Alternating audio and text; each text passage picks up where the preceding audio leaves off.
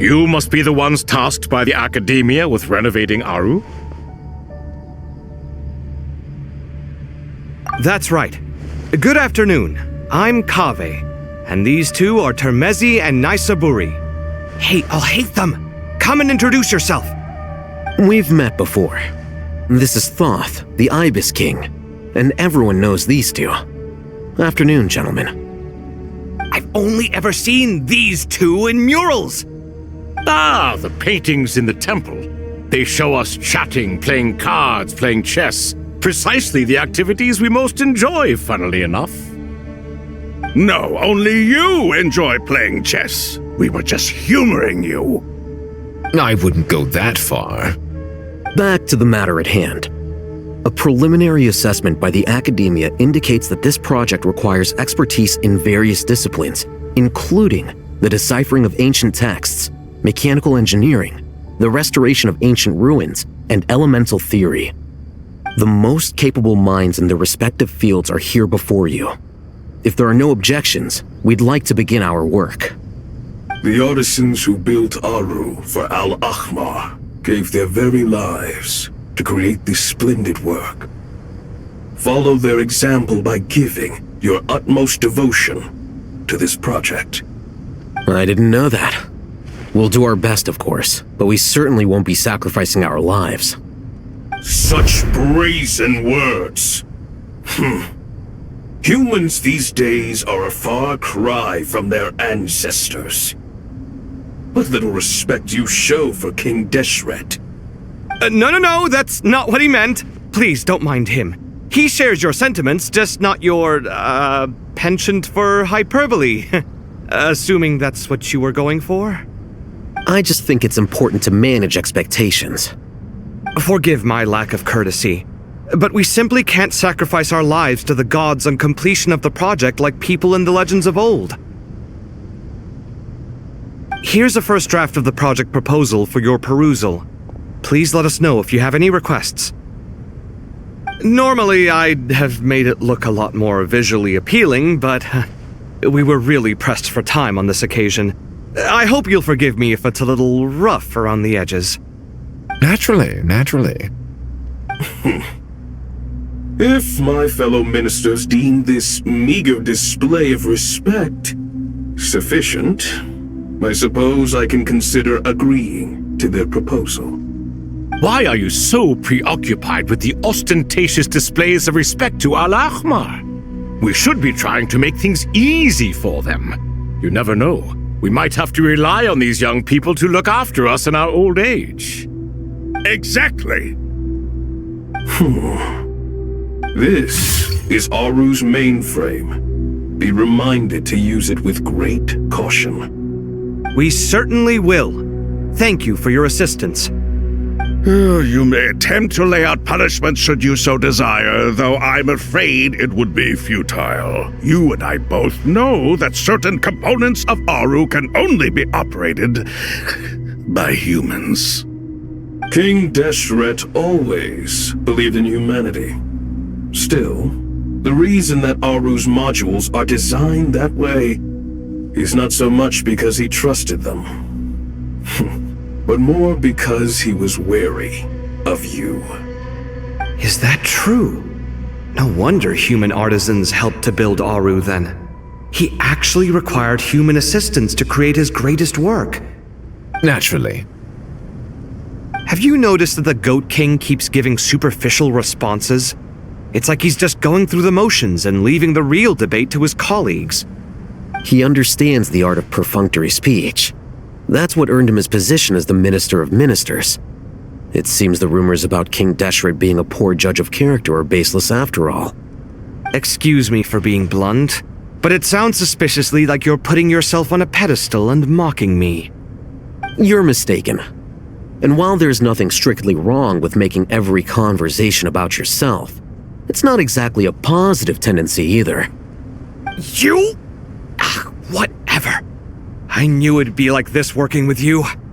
All right, let me past. I need to look at this console.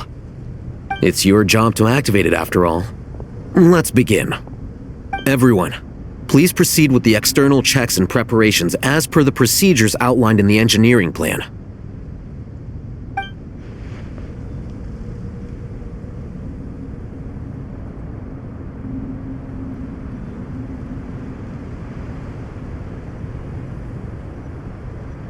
Hello there, youngsters. Whoa, the Ibis King came to life!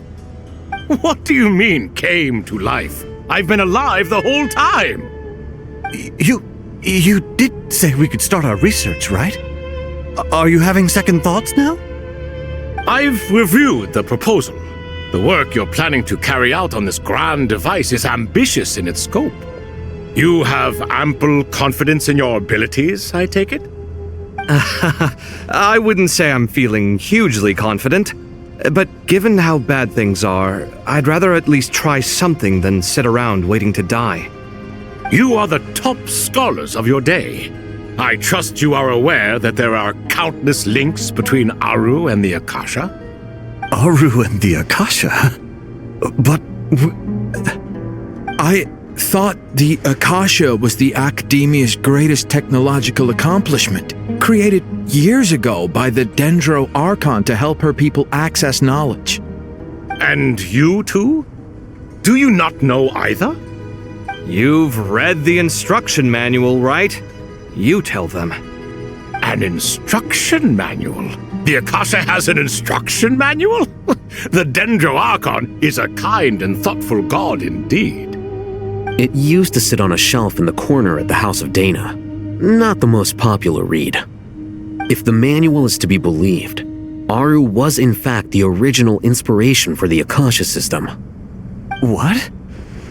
But there are so few records about Aru anywhere. And practically none of these scientific expeditions into the desert had anything to do with it. Ah, but this is something you could not possibly have known. You may have heard many stories about the desert, but what is the most important aspect of history? Consider this a quiz. Anyone from Vahumana present? I'm from Vahumana. It's, well, veracity. Precisely. And a large part of veracity is the chronological order in which events occur. I may as well tell you. In the beginning, Nabu Malikata, the goddess of flowers, descended upon Sumeru. The glory of the heaven was within her. She brought life, oases, and knowledge to this land. Then she created the Jinn, enlightened them, and ordered them to serve her. Two other gods also walked upon this land where wisdom flowed in abundance, and the three met beneath the great green trees. It was the first and greatest alliance.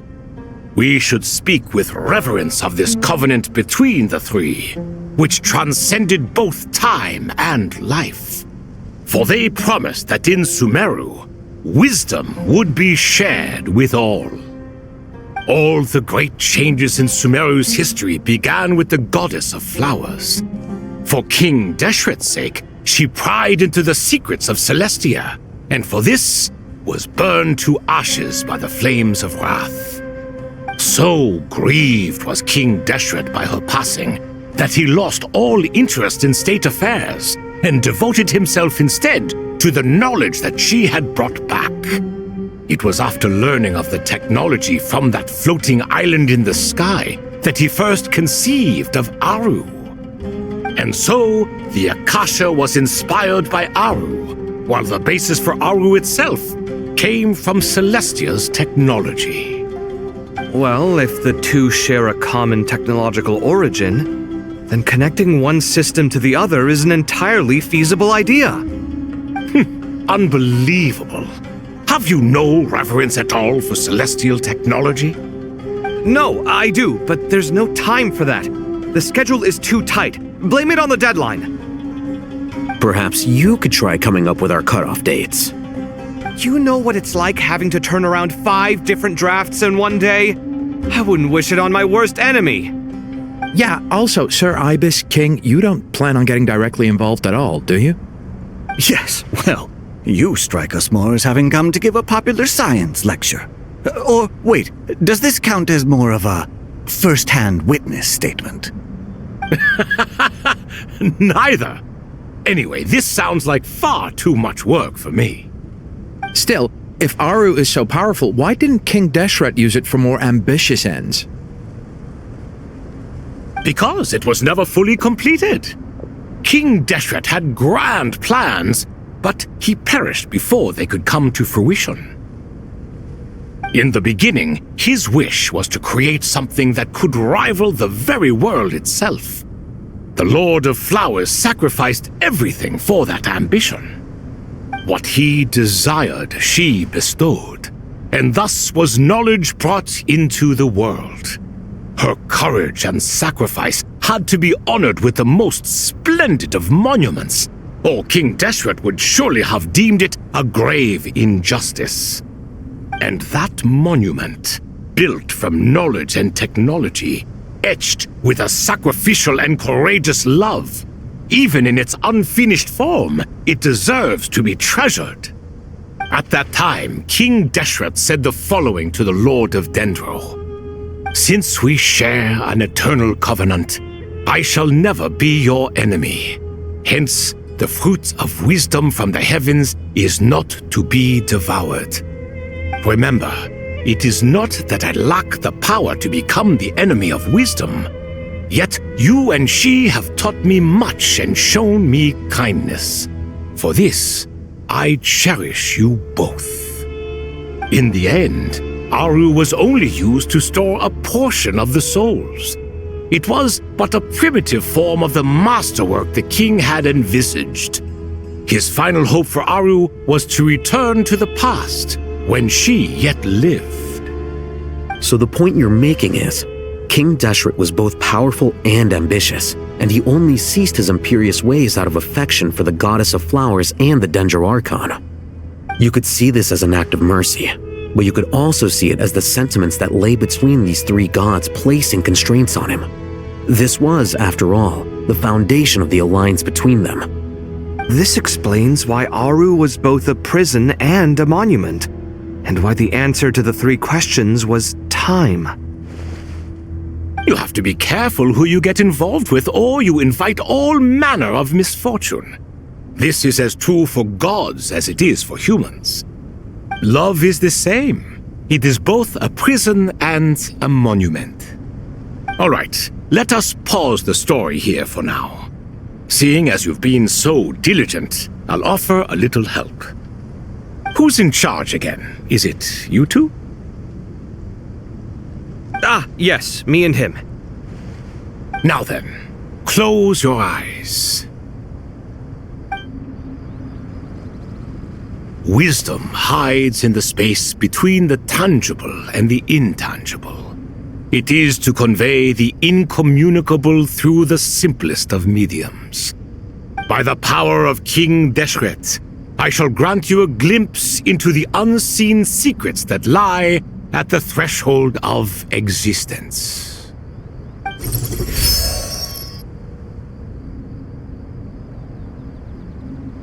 Where did this come from? Is it a new mechanism? It looks more like some form of externalized information. You've rendered it visible? Just as the Akasha allows you to access a greater range of knowledge, the power of our king permits one to perceive ingenuities that do not belong to this world. This is no ordinary mechanism. It reflects the internal structure of Aru. Whether you choose to increase or decrease, keep or discard. Come, use these to achieve the outcome you desire. Looks mechanical to me. Better let me handle it just in case. But wait, how do I get up there? Turn around. So that's where the elevator is.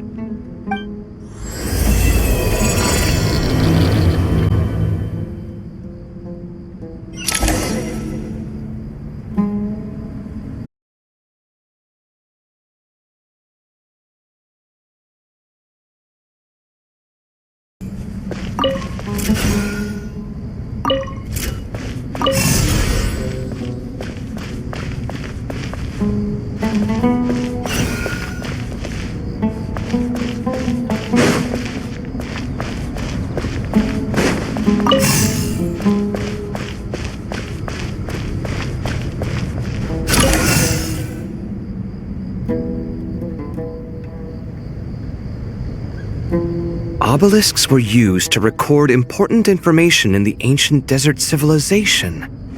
Hey, Alhaitham, there's some writing here I'll need you to decipher. I've sent it to your screen. Do you see it? Got it. It's a little blurry, but I should manage. Take a look and tell me what it says. Oh, and I'll send any other similar text directly to you from now on. Let's start with this one. It's a variant of an older script. Herein lie verses written for the Yellow Sands. Looks like cultural information from the age of King Deshret. If so, I suggest you delete it. Words thrown together merely for fun. I had no idea Aru kept a record of this. Well, as long as you're certain that this is strictly private information, that's fine. It is unimportant. All right, well, I guess I'll start now.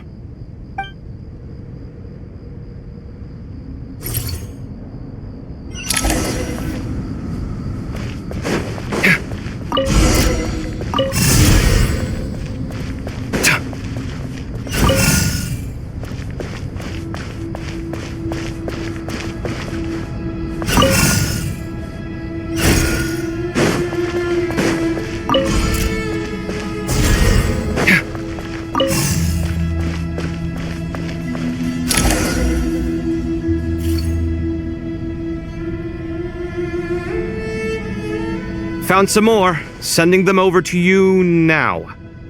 These are all reports about the Gurubad conflict. Can we delete them? I'd say so. Most of this information has already been archived anyway. What if there are details in there that Vahumana missed? What are we supposed to do if they come after us in the future? They'll just have to live with it. If we don't resolve these issues now, there won't even be an academia in the future, let alone a Vahumana Darshan. Yeah, you're right. Okay, done. There's some other similar monuments nearby. I'll check them out.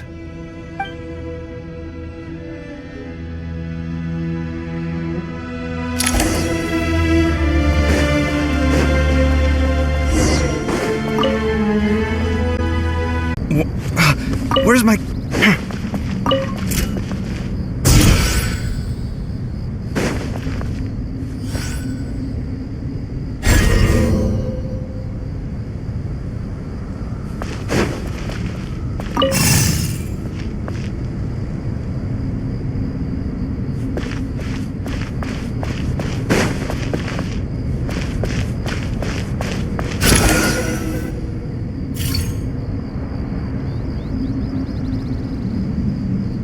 Another monument! Hold on.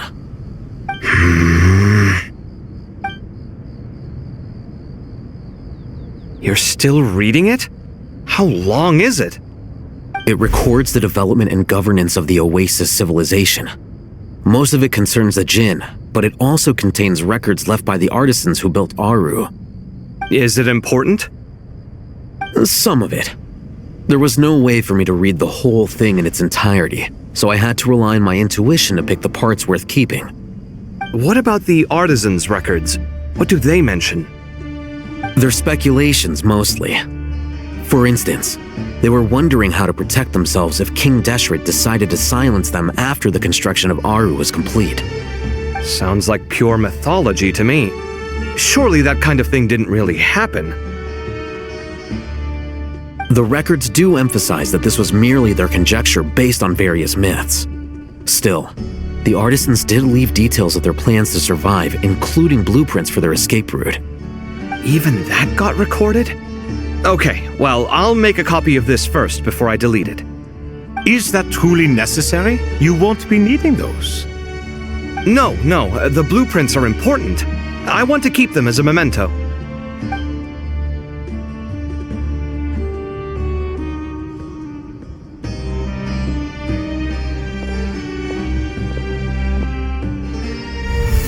I think that should just about do it. It meets the requirements of the contingency plans, so we should be good. I gotta say, it's the strangest feeling, This cross between reality and the intangible. It's like drifting between life and death, or in and out of a dream, using my own hands to manipulate illusions that are forever out of reach. Chasing dreams in the most literal sense. Definitely a novel experience. What happens if my spirit just floats away? That won't happen. Anyway, I wouldn't celebrate just yet if I were you. There's likely to be a phase 2 of this project. All right. I'd better keep my wits about me then.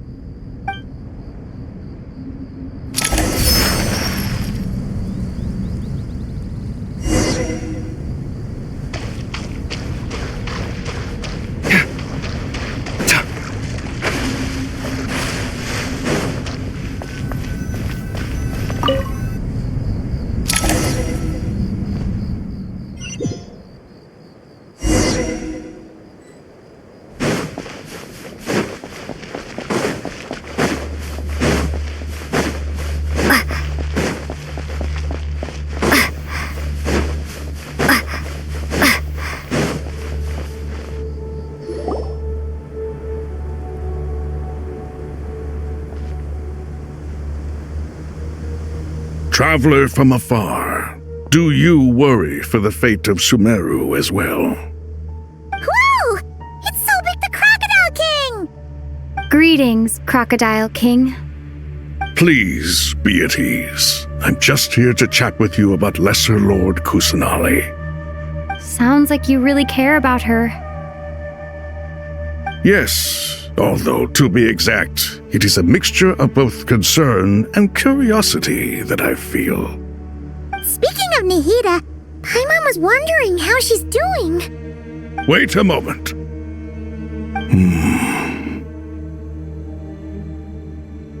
What is it? I tried calling out to a pep, but there was no response. This can only mean that she is focusing all her energy on taking care of Lesser Lord Kusanali. All the gods who served King Deshret seemed super surprised to hear that a pep agreed to help Nihida. Guessing she made a bad impression on you or something. Are you aware of the history between her and our king? Then you are learned indeed. I'm glad to know that Sumeru has the support of someone like you. At the end of his life, King Deshret tricked the Dendro Dragon into swallowing him whole, leaving her to bear the torment of his sins. The Dendro Dragon despised King Deshret, yet he outwitted her. Rather than bringing disaster to the land, he chose to deceive her and thereby ensure his annihilation. An act that surely displays his love for humanity. The Dendro Dragon stands for the glory of a bygone era.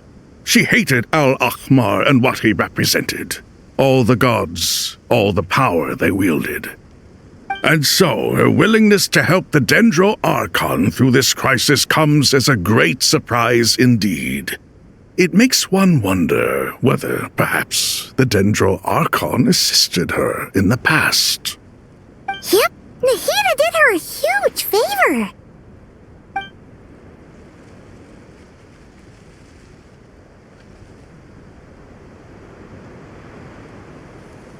So Lesser Lord Kusanali put an end to the Dendro Dragon's many long years of torment. As much as she loathes the Seven, a pet knows kindness when she sees it. No wonder she was willing to make an exception. Yeah, that's the sense we got from dealing with her too. She is not incapable of coexisting with other living things. Rather, she actively chooses to avoid coexistence. And this despite the fact that she symbolizes life itself. How ironic. All of this being said, I wouldn't expect too much from her if I were you. Nothing will change her hatred towards humanity and gods. We'll keep that in mind. Anyway, how much longer do you think Nihida needs to stay with the pep? For all we know, the Fatui might still be in the desert. Just to be on the safe side, why don't we grab anyone who isn't busy right now and go look for her? I'm alright, Paimon. Huh? Was that Nahida's voice? It seems the treatment was effective. Since when do my deeds require your evaluation?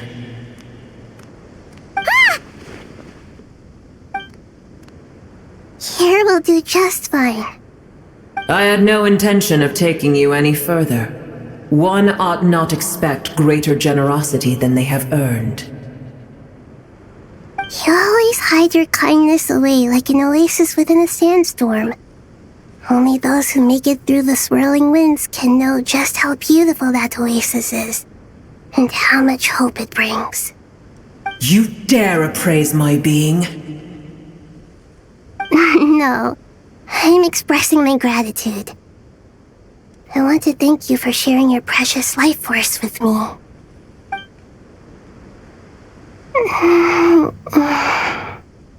Awake already? You are more resilient than I thought. Pep. I feel much better. Thank you. Gods and their gratitude mean little to me. I would rather you give me your assurance that the situation with Irminsul and Sumeru's ley lines will be competently managed.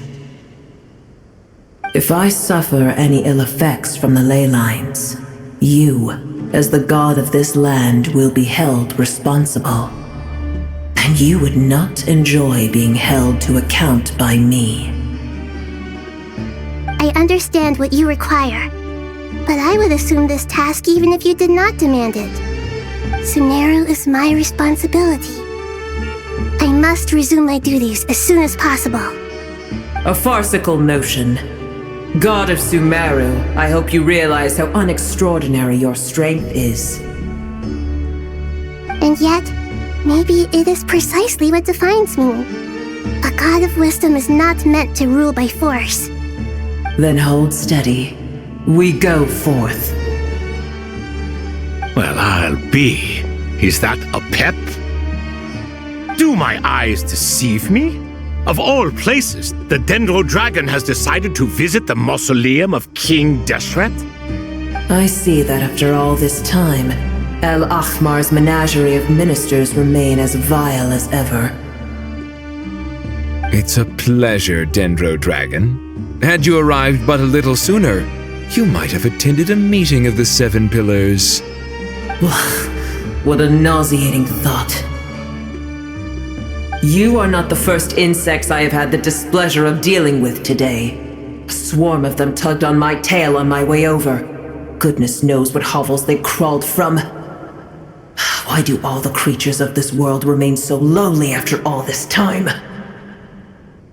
What did you do with them? I cast them away. What would you have me do? Keep them as trinkets? Boer, this is where we shall part ways. To be clear, I do not wish to see you or anyone else here ever again, unless absolutely necessary. Then I wish you peace as you return to your dwelling place. It matters not to me. Simply refrain from bothering me again.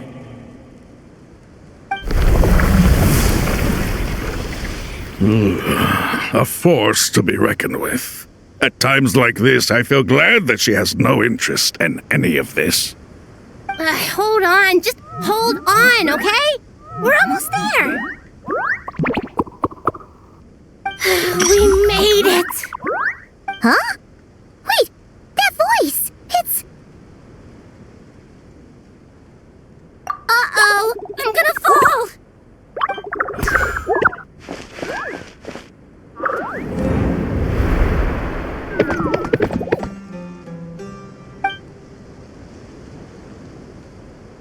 Well, that's a relief. A pair of safe hands indeed. The Dendro Archon's familiars. They are the last thing I expected to see here. Huh? Wait, what are the Aranara doing here? Don't you guys hate the desert? Obviously I was worried about the Dendro Archon. I've been supporting them with my Pari powers the whole way here. Oh, you seem pretty nervous. Is it because there are too many people around? Not just people. It's all these non-human beings, too. It's hard on them. I can't believe you made such a long and dangerous journey just for my sake. I appreciate your support so much. Thank you all. I'll have to ask everyone to wait while I help our new arrival settle in. Once I'm done, I'll gather everyone to discuss our next steps. Traveler, Paimon, shall we find a place for our friends to stay? Awesome! Let's go! Well, first I have some questions. Okay, I think that covers everything. Thank you. We can get going now.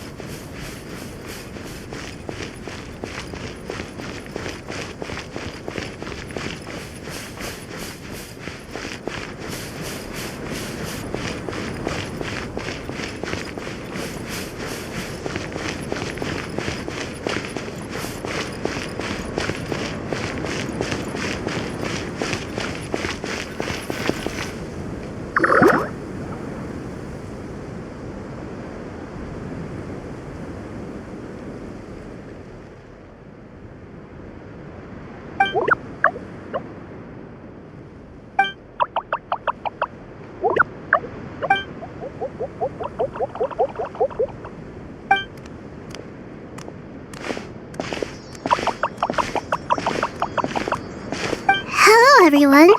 It's only us.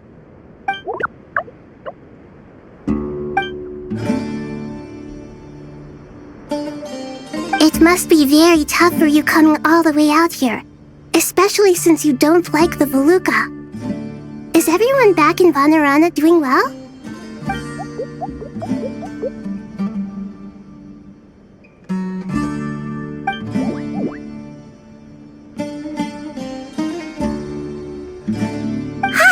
Everyone's here. Good. Are you okay? You look like you were about to pass out back there. Then you're forgetting who I am. Don't underestimate me.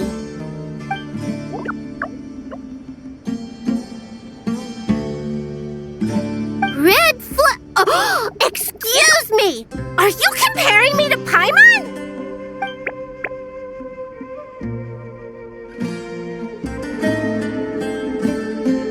I suppose everyone is gathered here because of me. As we can see, the situation is critical, and everyone is very busy with their various tasks, so...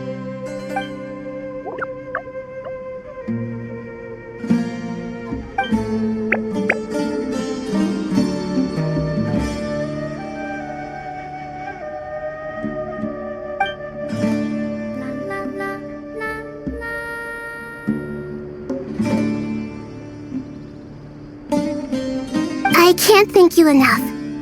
Right now, we're focused on restructuring Aru, processing excess information, and helping restore everyone's confidence. I'm sure you'll find it all very straightforward. I can help too!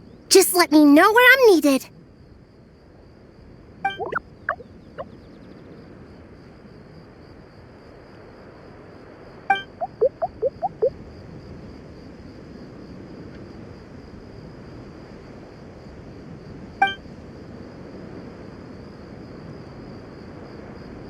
Up to no good?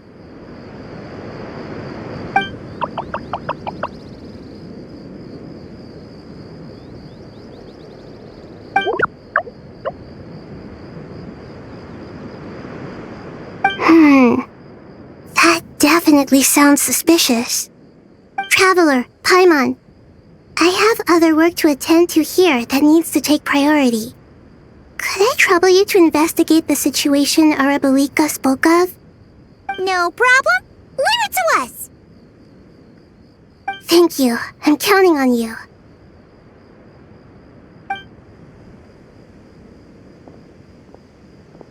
There there's one other thing.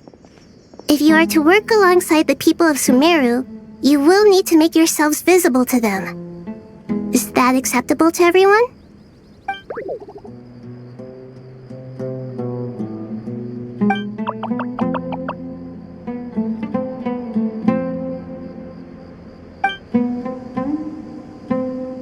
There's nothing to fear. No one here will hurt you. But if you do feel afraid, don't worry. Just call my name and I'll be there.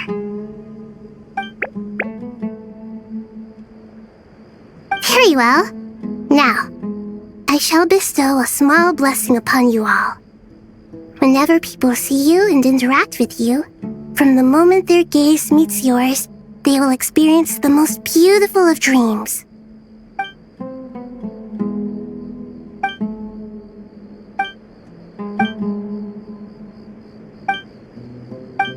Do not fear. We will face it together. This too shall pass.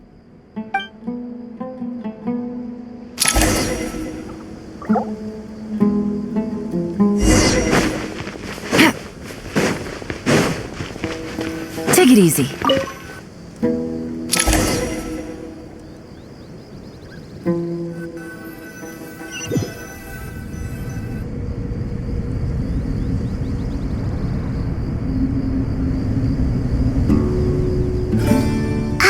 Everyone's here. Wonderful.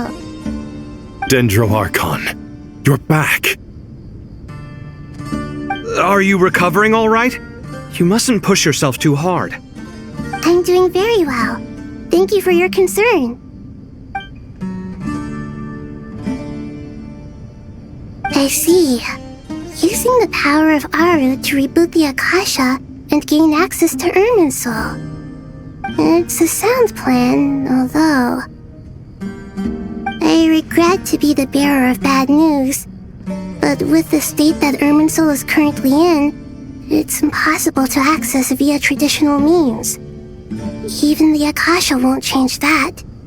Alas, we had feared this may be the case. And what about non-traditional means? Non-traditional means? Are you saying... Desperate times call for new measures.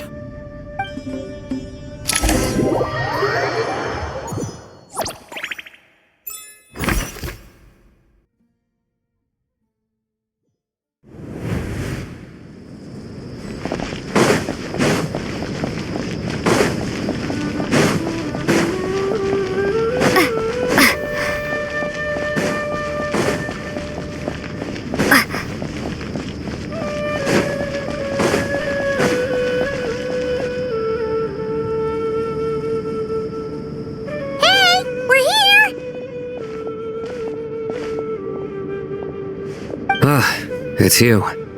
Is there a situation?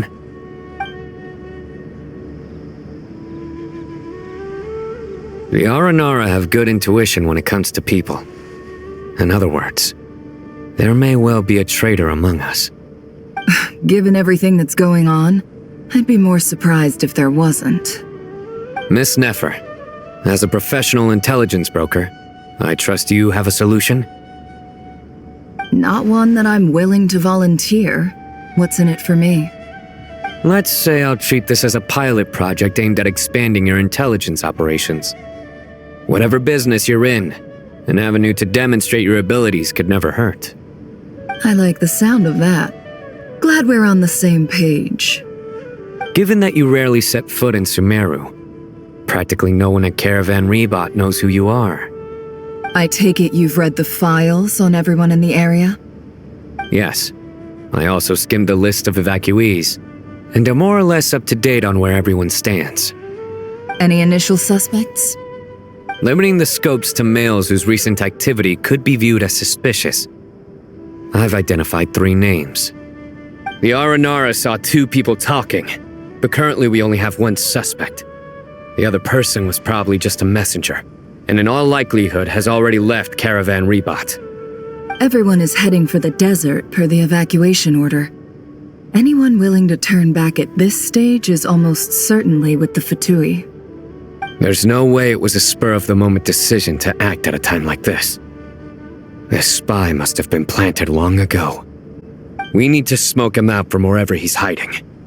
Sounds like you have the beginnings of a plan.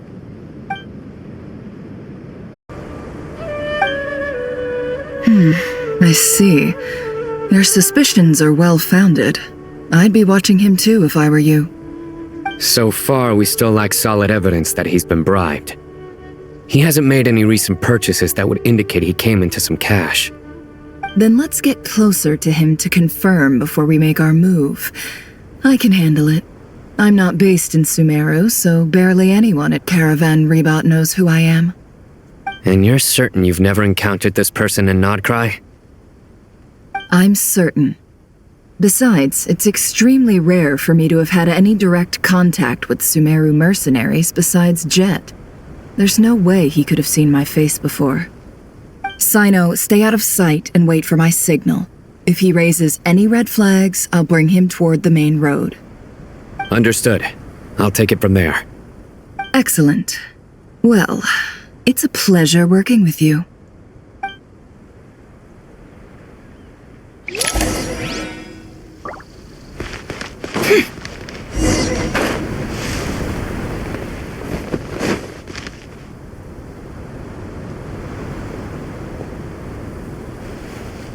Darker skin, scars, frequents the desert and has ample combat experience. Nothing unusual about how he dresses or acts. What's that he's looking at? A coin. Interesting. Could that be how his contact paid him? Conveniently discreet for someone trying to hide any unexplained income. And yet it could be highly valuable. Sorry to bother you. Has everyone here already left? I don't suppose you happen to see a lady wearing a hat?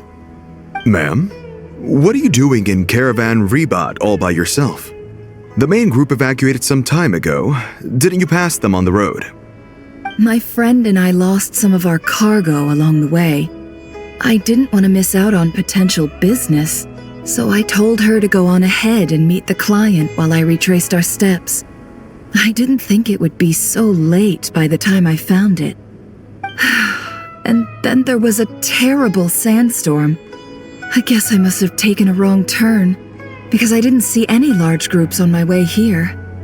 Forgive me for asking, but just to be on the safe side, could you describe this friend of yours?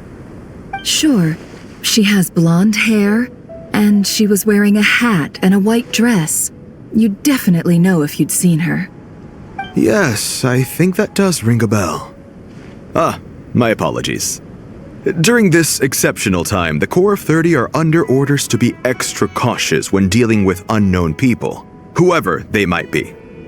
I understand. Well, sir, is there anything else you need to know? If not, I'd better try and catch up with them. Hey, wait! They left a good while ago now. You'll never catch up with them on your own. Why don't I give you a ride? I'm here to collect the last few people anyway. We have plenty of carts, so one more won't be a problem. That would be amazing. Traveling with a group will be much safer. I'll have to pay you for your trouble. Hey, let's not worry about the money for now. Wait here a moment. Once I'm done packing up, I'll take you to join the rest of the group. All right, thanks. Let me know if you need a hand carrying anything. No need for that. I'm strong enough for both of us. Okay. Well, I wish there was some way I could repay you. Guess it's my lucky day, running into someone who knows what they're doing here. You might have just saved my life, you know? You're not wrong there. I mean, what kind of cargo is so important that it's worth risking your life to get back? I hope for your sake that it's priceless. Actually, I suppose I can tell you, since you've been such a big help. But be sure to keep it to yourself or we could both be in big trouble. Oh, really? Sounds mysterious. We're in the antiques business. You understand? Some of our goods aren't acquired through the most legitimate means. We have to be very discreet when we're selling them. That's why I had to go looking for the missing cargo alone. Ah, no wonder. Well, ma'am, in that case, it turns out that maybe there is something you could do for me. I'm all ears. But to be clear, our commission isn't cheap. Think carefully before you ask. We don't want to ruin our relationship before we even hit the road. I'm sure that won't be a problem. My issue is, I have something that's a little difficult to sell on as well. Take a look at this.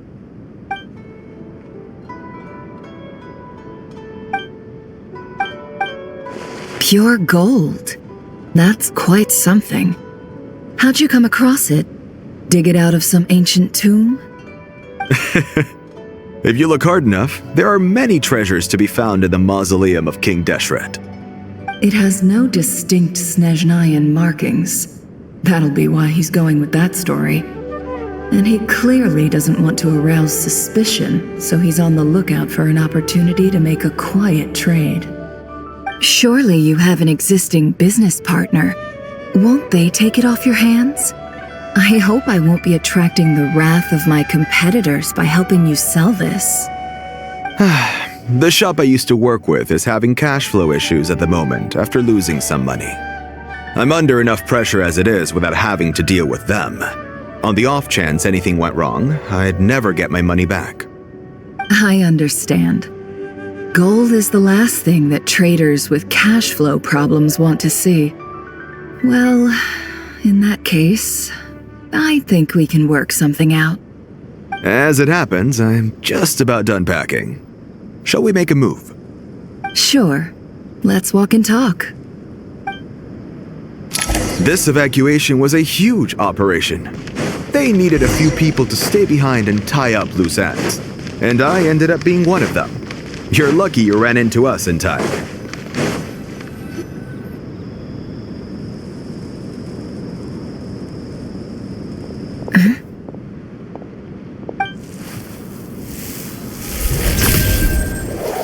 Hands where I can see them.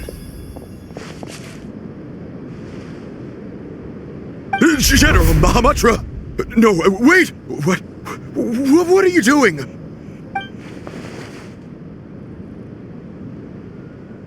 This is the coin? Good. Sadly, you won't have the chance to spend it. Nicely done. Looks like Sumeru's Matra are a well-oiled machine nowadays. Unmarked gold coins are quite difficult to trace. Thanks to you, we have secured the evidence. Here's what's gonna happen.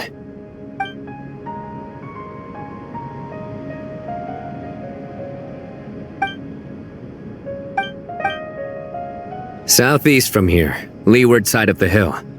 That's where he's meeting his contact. Great work. Candace tells me your interrogation skills are highly effective. Hers are quickly catching up. She's improved a lot in recent years. Looks like it's over to you for the next step. Because I'm quickest on my feet? Because you know how to trail a target. Plus, it'll be easier to monitor their activity from the air. Fine, I'll be quick. One more thing. The Traveler just brought a message from the Dendro Archon. Once you're done with this, we're to meet up at the mausoleum of King Deshret. Got it, will do. Are you sure you'll be okay on your own? Gee, I don't know. Maybe you should come with me. Okay. Then Paimon's coming with you. Really? You do know this is a stealth operation, right? Meaning, you have to be quiet? Paimon? Are you sure about this? Well, Paimon at least wants to give it a shot. Like everyone says, if you never try, you'll never know. Besides, being the best guide in Teyvat has to count for something. This should be a piece of cake. Fine. Join me if you want. But be warned, if anything goes wrong, I'll have to gag you and shove you into a bush. No need! Paimon will be super careful. Promise! Good. Then what are we waiting for? Let's go. Ah! Coming! Coming!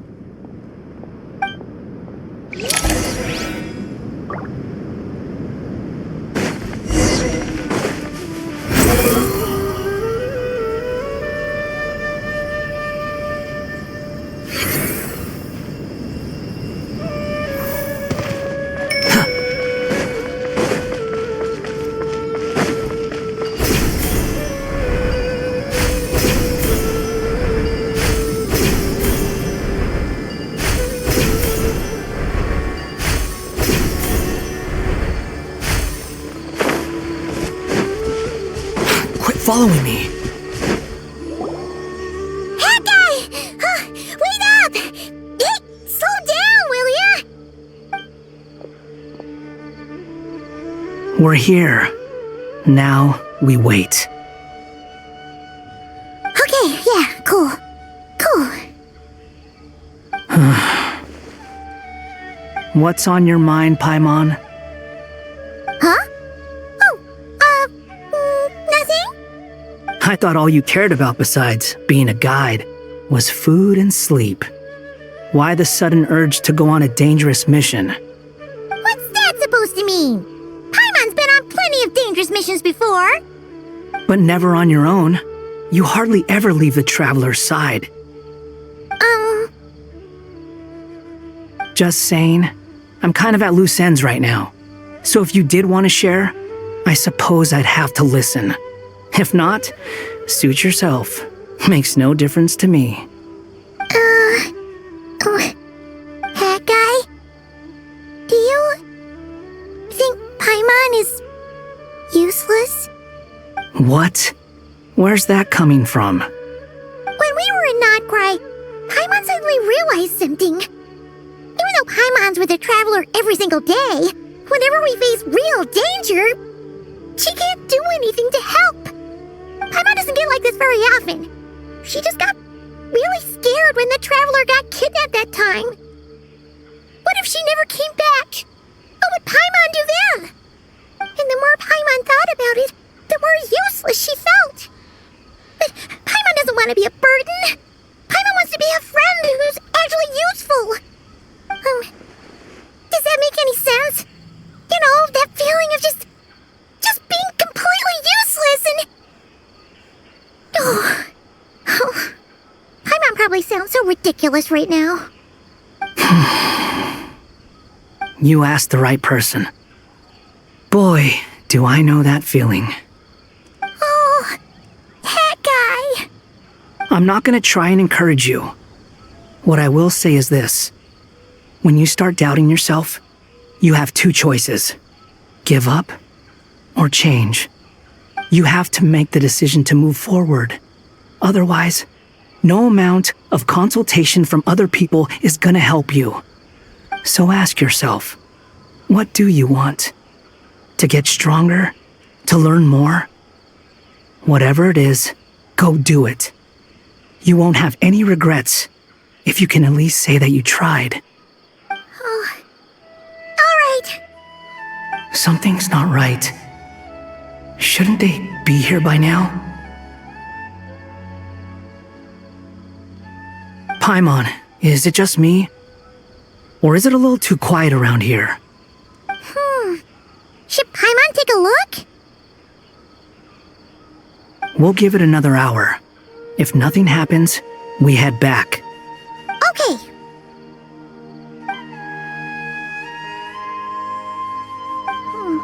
How strange. We've been here for ages. Where the heck are they? Have we been stood up? What is it? Did you think of something? Something feels off about this whole situation, but I can't quite explain why.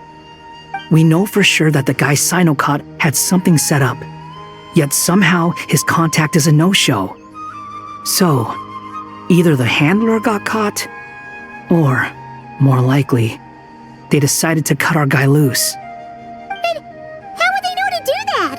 Wouldn't they at least send someone here to check things out? That's the problem. They couldn't possibly know what's happening here. Unless... This feels all too familiar. Come on, let's head back.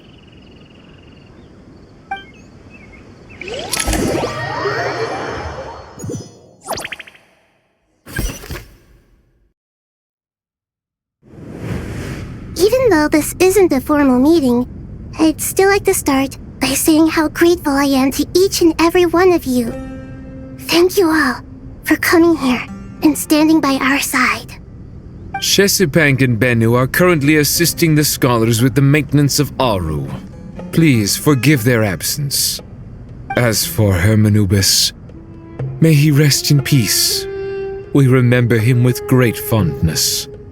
There have been times when I imagined what it might be like to meet you all.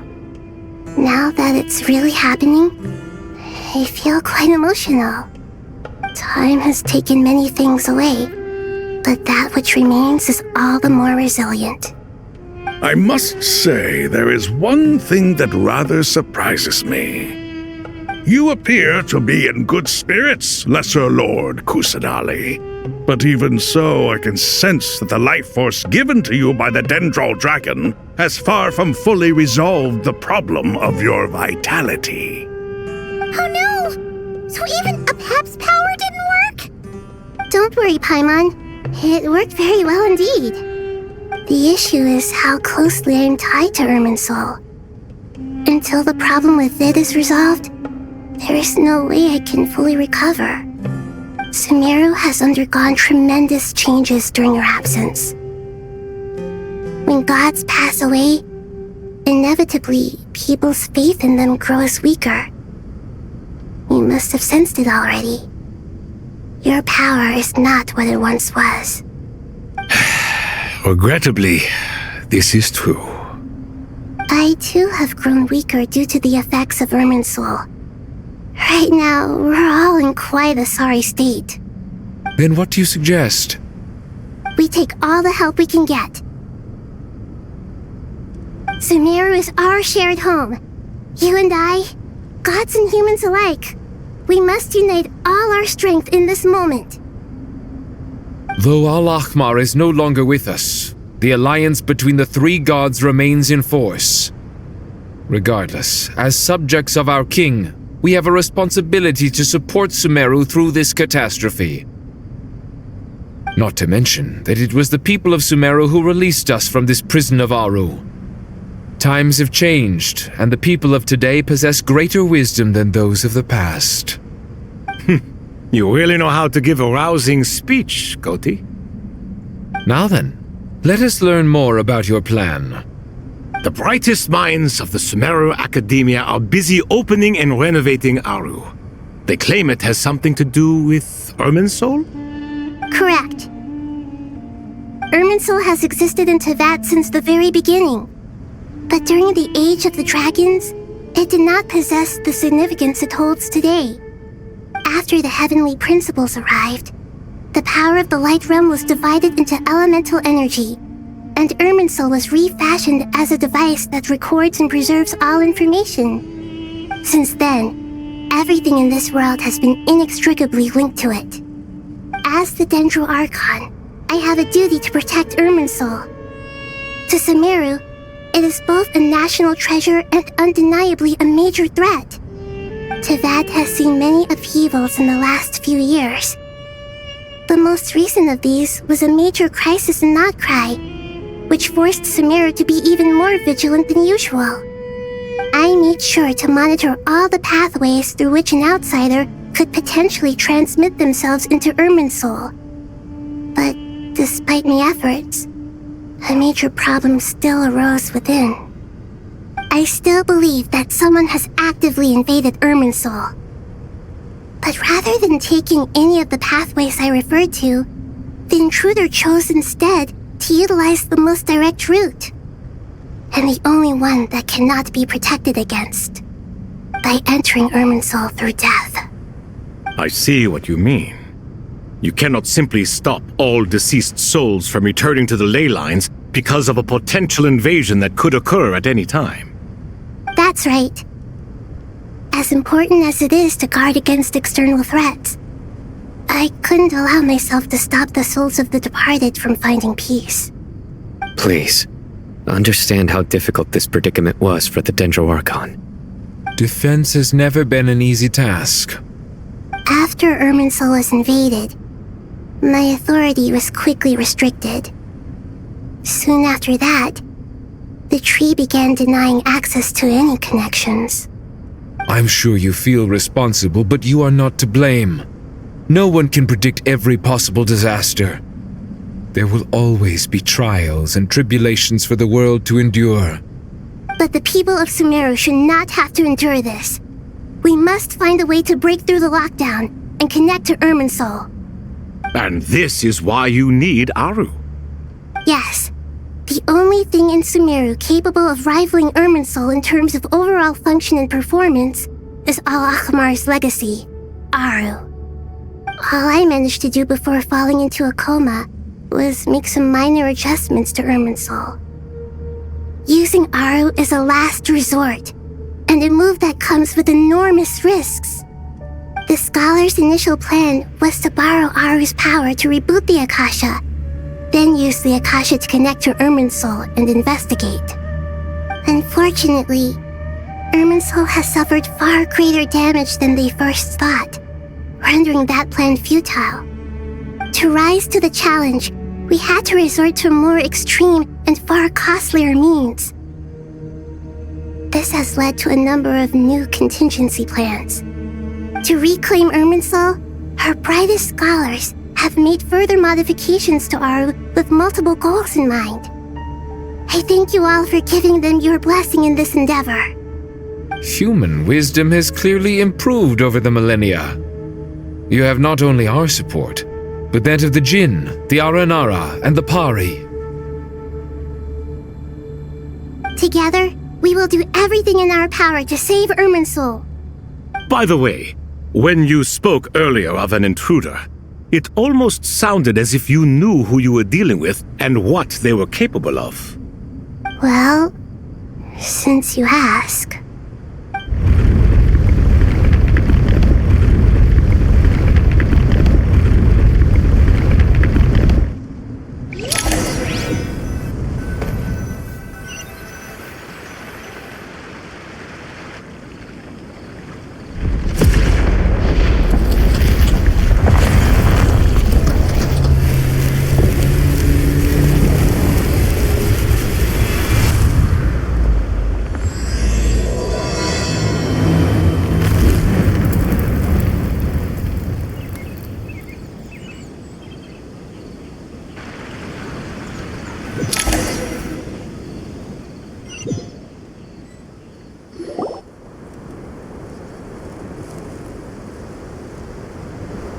Master Tainari!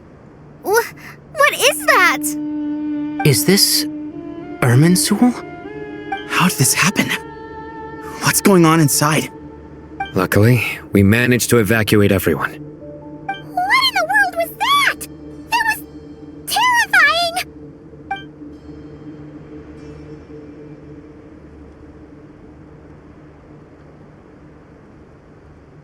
Oh my. I understand now, Dendroarchon.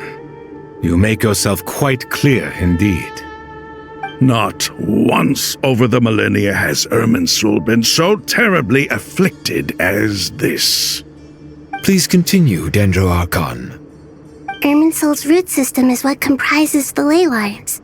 In the past, it has always been hidden away, going unseen by the general populace. But now, an evil intruder is making it reveal itself. It has become a tree of unbridled greed. A clear sign that a deranged experiment has advanced to a new stage. Blasphemy. From where I stand, an experiment in the name of blasphemy sounds rather improper. But if we are to honor Dottores' will, this is what we must do. The birth of this tree proves to me beyond doubt that this incident is connected to him. But to explain the situation in full, there is someone I need to tell you about.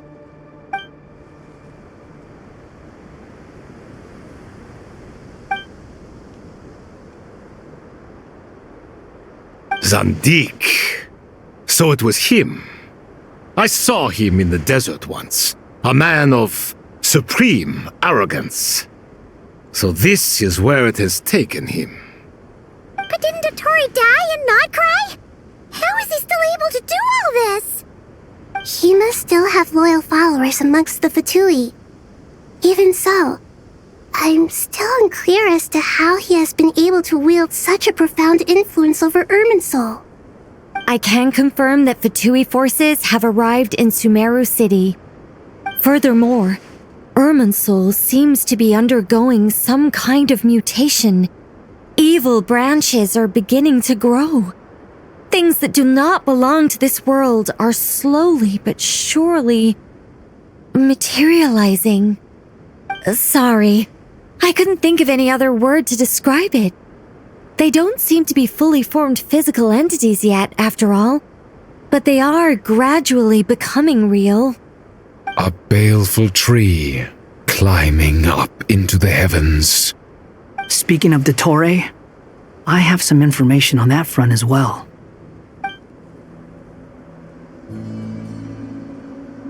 I didn't think it was wise to state this out in the open, but my theory is the mole wasn't cut off after he was caught. They wrote him off from the beginning. You mean the Fatui never intended to follow through with him? Then why plant a mole at all? It's hardly a conventional strategy, and the rationale behind it is pretty twisted. But as it happens, I know someone who works exactly this way. And when it comes down to it, his goals are very simple. He just wants to confuse people, so they can't figure out what he's up to. He's been a collaborator of Dottore's from the outset. That fact alone confirms that Dottore is involved with this somehow.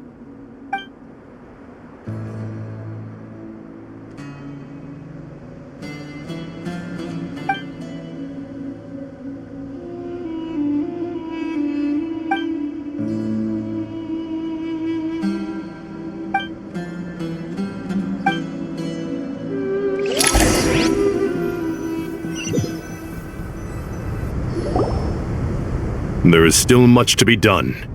Everyone, please remember our core strategy. As per the discussions, the following groups must act immediately. Mr. Alhaitham and Mr. Kave, the next phase of the Aru renovation project must begin right away. Godspeed to you both. We'll give it everything we've got. The plan looks feasible, but the implementation will require certain resources. General Mahamatra Sino and his team will help to procure the materials required for modifying the terminal. No problem. I've already spoken with Sethos and Hat Guy, and they've agreed to assist me. This kind of thing is best left to the fleet-footed, right, Hat Guy? If it's efficiency you're after, we're the right people for the job. Following up on the elemental energy amplifier we discussed, Ms. Dory, I assume you're the one most familiar with the status of this project. Aside from the Dendro Archon, of course. Yep, that's right. Leave it to Lord Sangama Bay. Got it. Well, I'd like Madame Farazan, Kale, and Nicole to support Dory on the technical side. You can count on us. Will do. Rest assured, I'll take good care of Kale. Dia, Candace, and Nefer, you'll be in charge of negotiating between the various parties. I trust you remember our goal. You bet. We can handle it. Good. I believe that covers everything. Tainari will provide ad hoc support as needed, if that's okay. Poor Tainari. Must be tough being Nephis' student. Getting bossed around all day, every day. Hey, don't try and drive a wedge between us, you old rascal. All it says to me is that Master Nephis has faith in everyone's abilities. While I'm nominally here as backup, I doubt there will be many situations where my help is needed. Exactly. Finally, Traveler, you and I will head to the border between Sumeru and Natlan. Once that task is complete, I'll be asking some of you to accompany me to the Eternal Oasis. The Eternal Oasis? I thought that was just a legend. So it does exist after all. Regarding your trip to Natlan, under normal circumstances, a meeting between our two nations would be a far more formal affair. Unfortunately, Sumeru is all but completely cut off from the outside world at present. So regretfully, we won't be able to give the Pyro Archon Mawika the grand reception that she deserves. My apologies for the inconvenience. No point putting too much pressure on yourselves. That goes for everyone. Right. Especially you, Dendro Archon. I'm sure you're still feeling quite weak. Don't worry about me. The Dendro Dragon's life force will sustain me. Plus, we'll be there every step of the way. Nahida will be just fine. Yes. I believe in myself. And I believe in every one of you. Well, time to get going.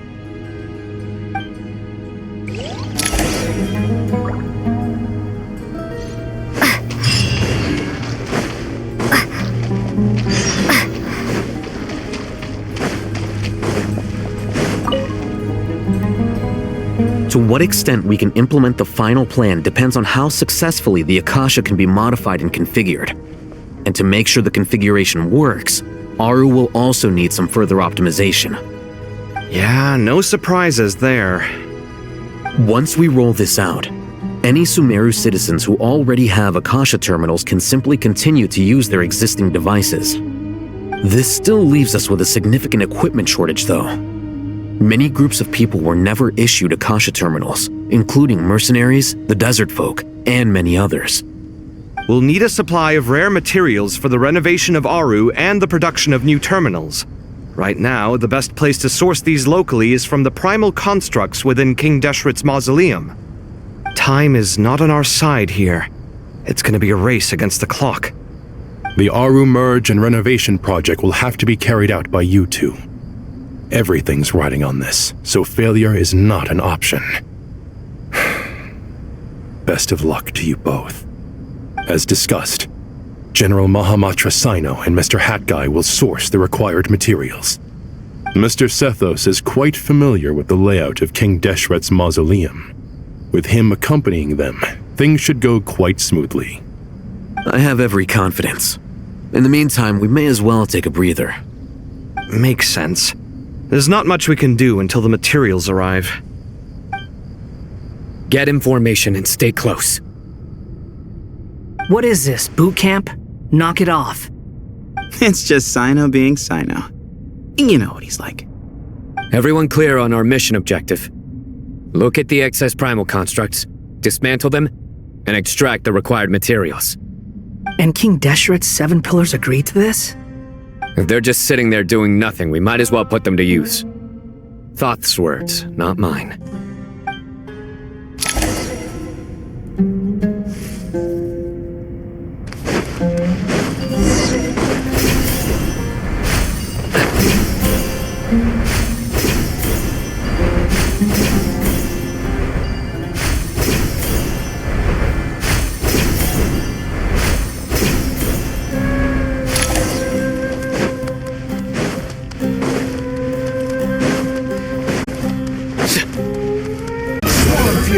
These devices should still be usable even though they're broken down. Let's take them back for the others to review.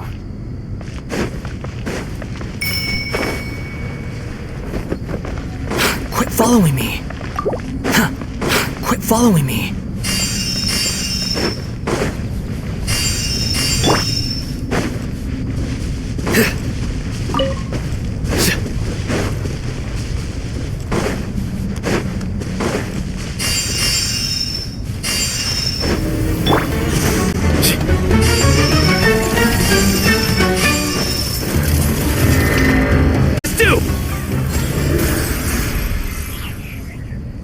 How many do we need again? Enough to make an Akasha terminal for everyone who doesn't own one. I remember you telling me how revolutionary these Akasha terminals were. You've used one before, right? The Academia declared the Akasha to be the most powerful and comprehensive wisdom dissemination system in history. That should give you an idea of how powerful it is. Certainly sounds impressive. Neither Hat Guy nor I have ever had an Akasha terminal. Well, if it all goes to plan, that's about to change.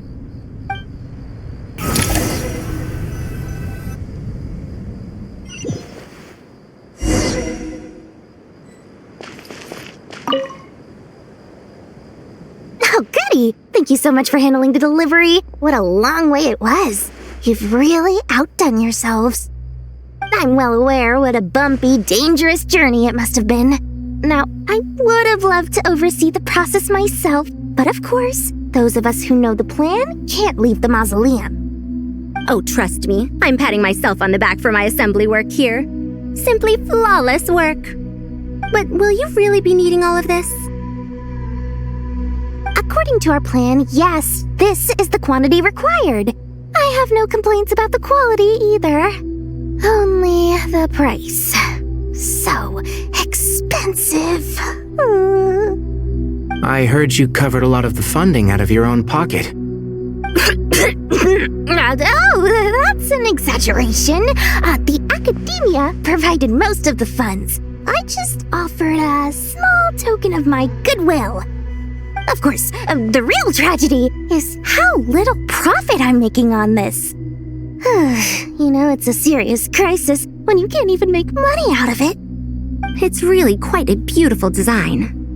And I'm intrigued by how such a diminutive device is able to output the power of the Light Realm. Did you attend the lecture on Light Realm energy, Madame Farzan? I don't believe I saw you there. Of course I attended. I was just a little late, so I had to listen to the whole thing from outside the back door. Anyway, I have a perfectly good understanding of Light Realm, elemental and abyssal energy, as well as the relationship between the three. Good to know. Master told me in private that the conversion process between Light Realm energy and elemental energy involves highly classified knowledge that shouldn't be disseminated too widely. But even so, the scholars still shared said information. Well, you can't enforce a rule that everyone breaks. Is that the idea? At first, the Dendro Archon was reluctant to explain it in great depth for safety reasons. Later, she came to terms with it and simply informed my master that we would all have to face the question of survival together. To protect someone from such dangers means keeping them in the dark, but for someone to know and embody the wisdom within, they must understand its very essence. It's an information hazard. We're exposed to danger just by knowing the facts, and just like bait, it lures us in by offering us the solution to our problems. But if you're not careful, you'll end up pursuing it down a dark path. A tricky problem. But today, this big problem has been broken down into many smaller, more trivial ones. What do you mean? I get it. For instance, you and I share secret knowledge, while she and I take on the risks of life, death, and fate. Something like that? Hey, what? That is not what I call a trivial problem. Well, as they often say in Vahumana, an event that is monumental to the individual is negligible in the grand scheme of history. Generally, the fate of the individual is an insignificant affair. Being from Amorta, where the subject of our research tends to be a lot more personal, I have to disagree. It's hard to dismiss the individual as insignificant.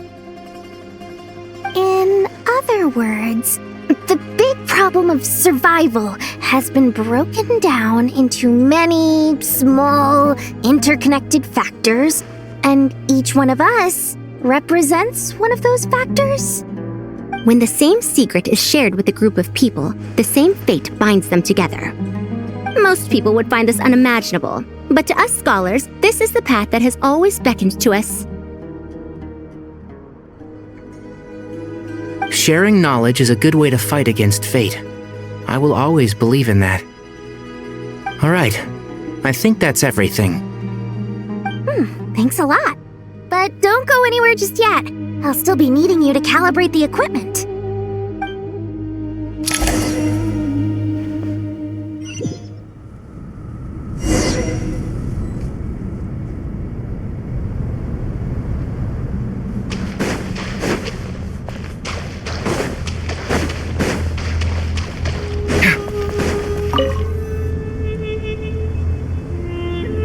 Okay, the materials are ready. We can proceed with the next phase. Al-Haytham, how are you getting along? Most of the information in Aru is written in ancient desert scripts. Some of this is written in a tribal language, while other parts seem to be a variant of an Oasis script based on the glyph forms. Oh. Not lost to history, I hope. Some are. All we can do is infer the meaning based on the rules of related languages. Although, this section actually fills in some of the missing historical record. I'm transcribing it so we can bring it back to the academia. After Aru started up, 2 more lines of text appeared here. Can you read them? Humans may not read what is written by the gods, except by not reading. Victory should not be easy to attain, for it symbolizes divine wisdom. Knowledge must not waver, for it has external borders. Is this a clue to solving a puzzle? Or is it being symbolic? You can't read it unless you don't read it. Victory is wisdom. Knowledge is confined by borders. Wait, I think I've got it. It's a metaphor, isn't it? It's talking about... a chessboard.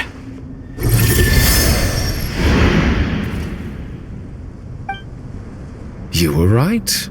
The youth of today are skilled at solving riddles.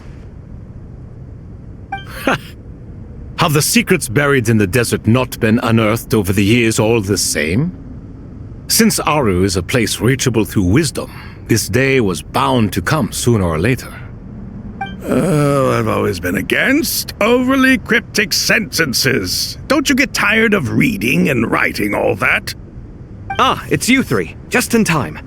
We've been delving deep into Aru, and now this board has appeared. I've heard this was how you'd while away your free hours. You must be quite the experts by now in that case. It is true. King Deshret's chess games are some of the most well-loved of all his wonderful creations. If you have ever been to Safhe Shatranj, you may well be familiar with the chess pieces you see here. Is this chessboard supposed to be another visualization of the interior of Aru, then? Naturally. Visitors, everything is ready. Only by completing the challenge on the board in accordance with the rules will you be permitted to overwrite Aru. 1 second. It's not dangerous, is it? Dangerous? Why, yes, of course. I should be the one to go, then. Wait for me here. Sounds like the self-confidence of our present company has rubbed off on you. Don't be ridiculous. I'm your upperclassman, and that means I have to look out for you. I appreciate the sentiment, but a game of chess typically requires 2 players. Besides, I'm sure they won't let things get out of hand. Keeping things relatively safe is in your best interest too, isn't it? Fair enough. I mean, you guys are controlling the difficulty, so please don't go too hard on us, all right? Ah, but Bennu said he wanted to put some respect into these whippersnappers. All right. Thank you. Obviously, we'll still try to be careful. This doesn't seem like ordinary chess. Is the goal to defeat the opponent?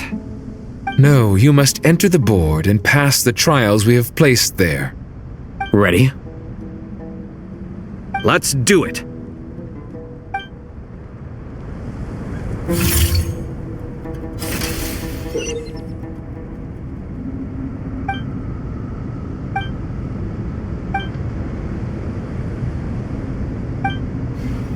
The first trial is posed by me. I don't think this is gonna stop us. Ah, but the key to this game lies in working together. Otherwise, you will be deemed to have broken the rules. Looks like it's up to me. Marak, can you open it? King Deshret's favorite primal construct. Living on in suitcase form, of all things. Amusing. Ho-ho! Excellent work.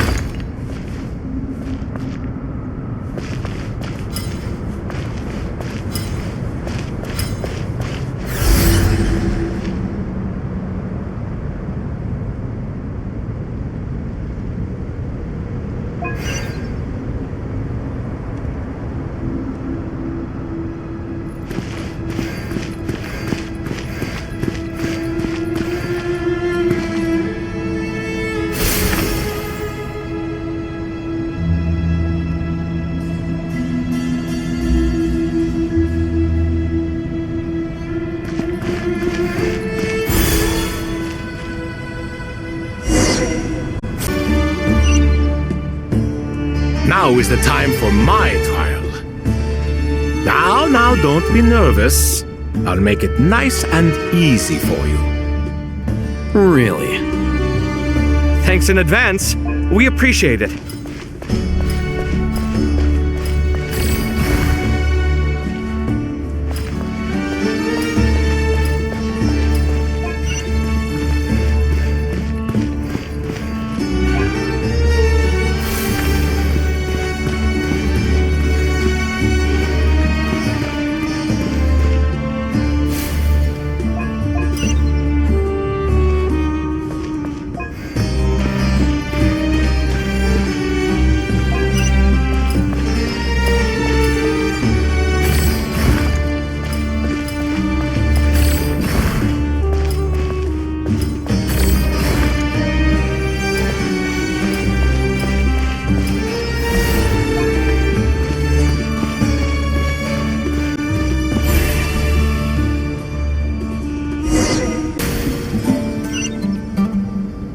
Ibis King, don't you think this all rather inappropriate?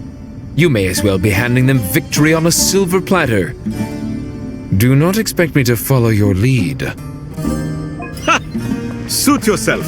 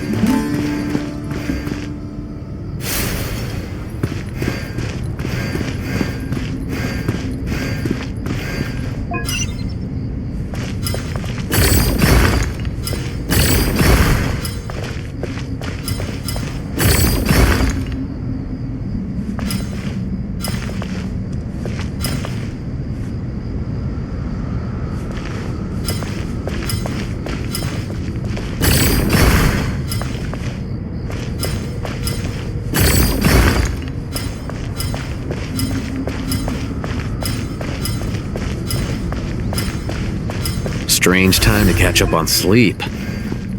I'm not sleeping, I'm thinking! It's not that simple, you know.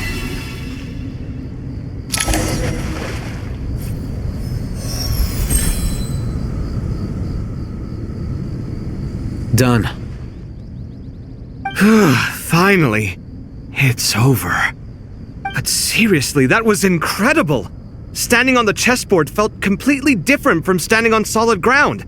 And also... Oh, sorry. I'll save my thoughts for later. Thanks to the three of you for helping us out with this.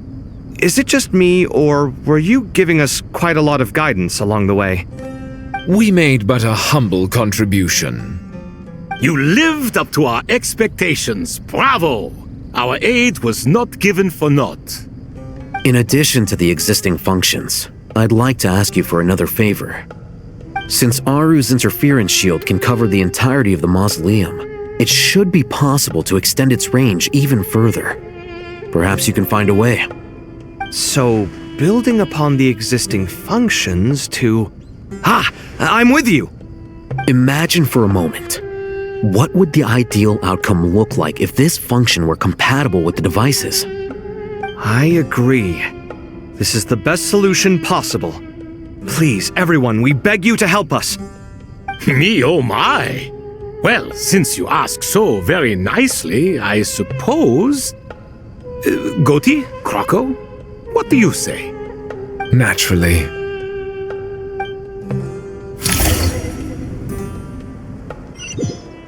Time to go!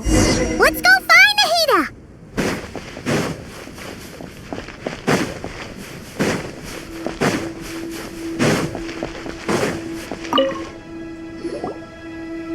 you are! Miss Nicole truly is an angel. She shows great wisdom in guiding others, and she has already sent word to Natlan on our behalf. She said that while the other members of the Hexen Circle are busy with important work, she is quite free, and she is more than willing to accompany the people of Sumeru for the entire journey. Oh, yes, Nicole, all right. Always super patient and loves to help everyone out. She's the best. She is. So kind and enthusiastic. Well, time for us to get going. Let's head out.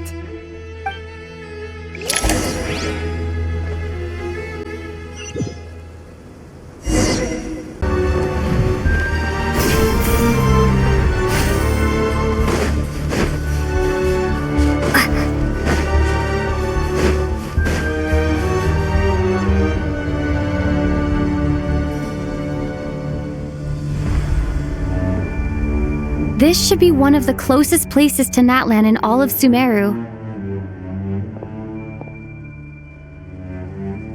There's the barrier Nicole and Nefer mentioned. It completely cuts this nation off from the others. But why? Why separate you from the rest of the world now specifically? And if I'm not mistaken, Irminsul was polluted once before, wasn't it?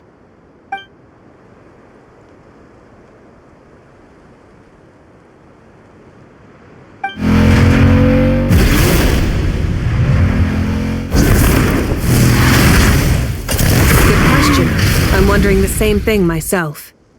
That voice. Moika, you got here pretty quickly.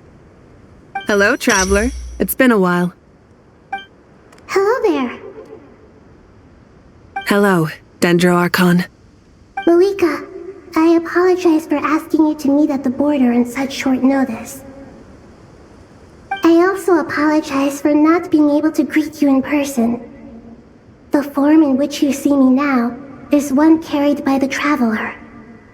The real me is inside the mausoleum of King Deshret, and I am reaching out to you with my mind from here. Irminsul has been infiltrated by the Doctor. We must be on our guard, as he can spy on information in the world from within the tree.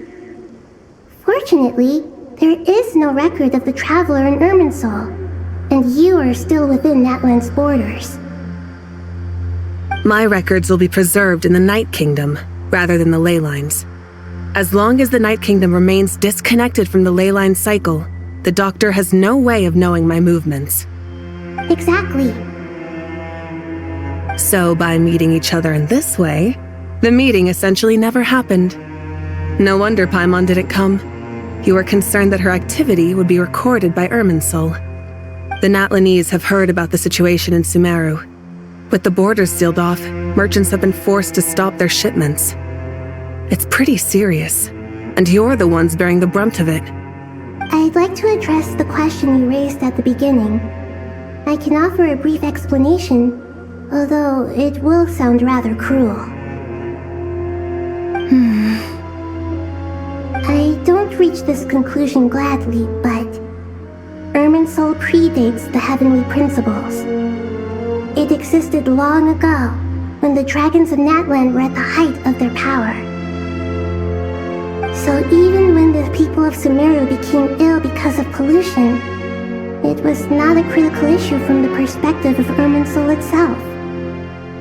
As long as it continues to function normally, the barrier will not be activated. But this time, the Doctor's invasion has directly affected the tree. That is what caused the barrier to deploy. The Heavenly Principles established a rule that when Irminsul is plunged into grave danger, a portion of power will be reserved to isolate Sumeru. That way, even if Sumeru is destroyed, the outside world at least has some time to catch its breath. We'd certainly need it. The Heavenly Principles created almost everything that exists in Teyvat today. To them, preserving the existence of the world and its inhabitants takes priority over protecting Sumeru. Meaning, protecting Sumeru now falls to you. Yes. My own power may be limited, especially compared to yours. But that doesn't mean that we're just gonna sit around and wait for the end. If necessary, I will utilize any and every means at my disposal. Nicole of the Hexen Circle didn't say exactly what this meeting was about, but after hearing everything you've said so far, I think I can guess where this is going. That's right. Nahida and I discussed it at length. We both know how presumptuous this is, but... You need the Pyronosis, don't you? Yes, you guessed correctly. Originally, I only intended to borrow it, but the situation is far graver than I foresaw. So instead, what I ask of you is to please give the Pyronosis to Sumeru. Why do you sound so nervous? There's no need to be shy. Surely a gnosis is pretty important to a god. I guess, but it's not as if losing it would suddenly render us powerless. But I'm sure you don't need me to tell you that.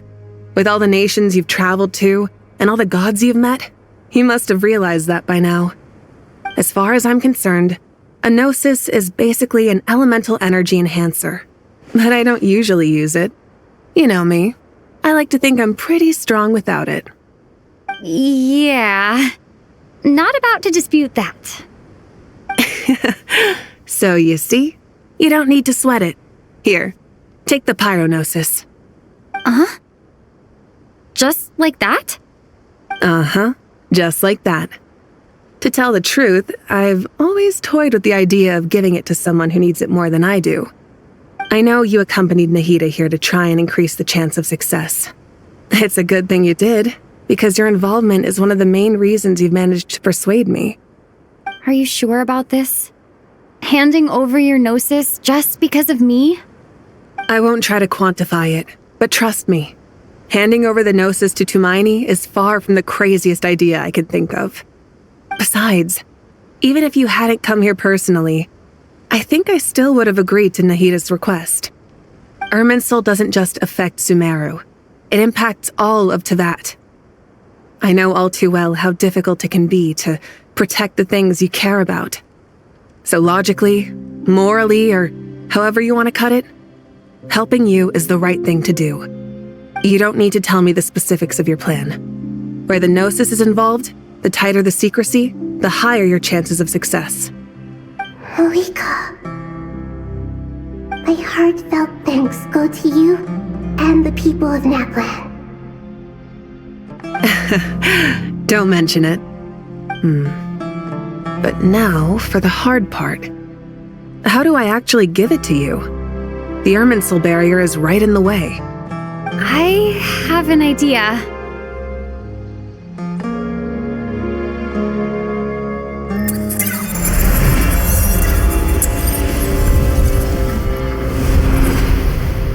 Just as I thought. Incredible. What did you do? Just made a lucky guess. This seems to happen quite a lot. Things that apply to everyone else don't seem to apply to me. I figured the same might be true here. Irminsul usually produces effects based on the records it holds. Since the Traveler is a Descender, Irminsul contains no records of her, and thus has no way to impede her. Is that right? You really are full of surprises. Catch. Whoa! Thank you, Moika. Thank you for trusting us with something so important. All right. No need to get so formal. It's not like we're strangers. Besides, there's still one problem. You might be able to pass through the barrier, but I don't know about the gnosis. Any other surprises for us, Traveler? Let me try something. I have the Pyronosis in my hand. It feels strangely ordinary, not particularly heavy. And yet, this tiny thing symbolizes the mighty authority of a god. I need to think hard about my memories of Pyro. My memories of journeying through Natlan. All those important experiences I've had. The gnosis disappeared. Traveler, are you alright? I'm fine. The pyronosis disappeared into my body, just like phlogiston. Maybe it resonates with you because you've mastered the power of phlogiston. You might not be recorded in the ley lines, but you're still our Tumaini. Whew.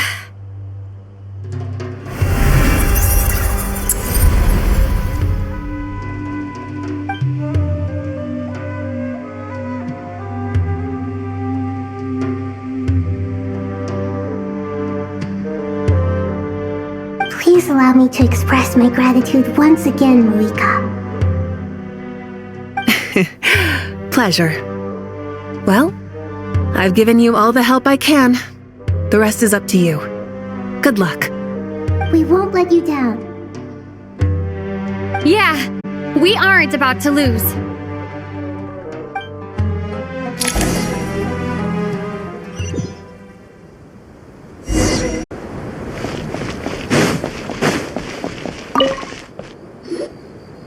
Traveler, Paimon, how are you feeling? Paimon's a teensy bit nervous, but only a teeny tiny bit. Seems like she's gotten way braver over the last few years, huh? Of course. After all the adventures you've had with the Traveler, I'm sure you've gained a lot of experience and grown as a person. I'm doing all right. What about you, Nahida? How are you holding up? With the negative effects of Irminsul, I'm a bit like a piece of fruit that's been burrowed into by hungry insects and left to rot. I'd be lying if I said it was nothing. But please don't worry. We all know what we're getting into, and we've prepared as well as we can. I believe in everyone. I believe in you. And I believe in myself.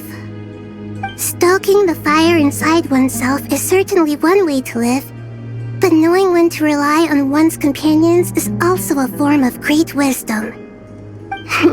I've been quietly learning little things from everyone, like plucking tufts of fur from a sumpter beast.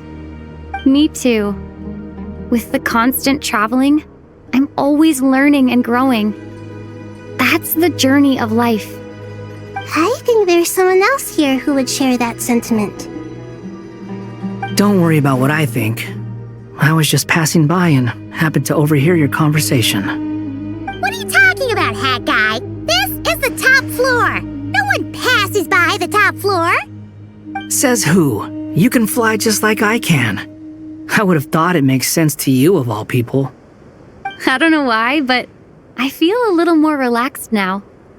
It shows that you feel comfortable laying down your burdens in our presence.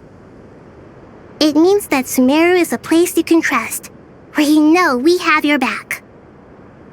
And we feel exactly the same way around you. That's what it means to be friends.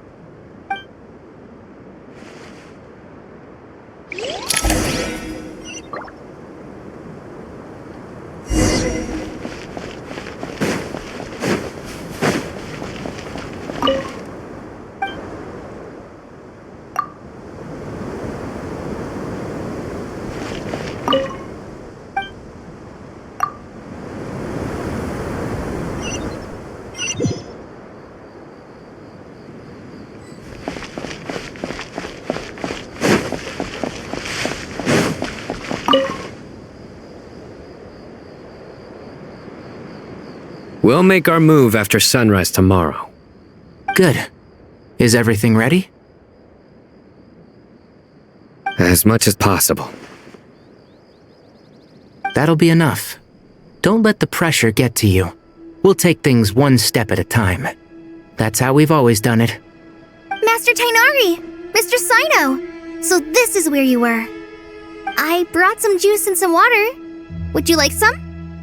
I know how easily you get dehydrated in the desert, so you should definitely have some water. In which case, I'll have the juice.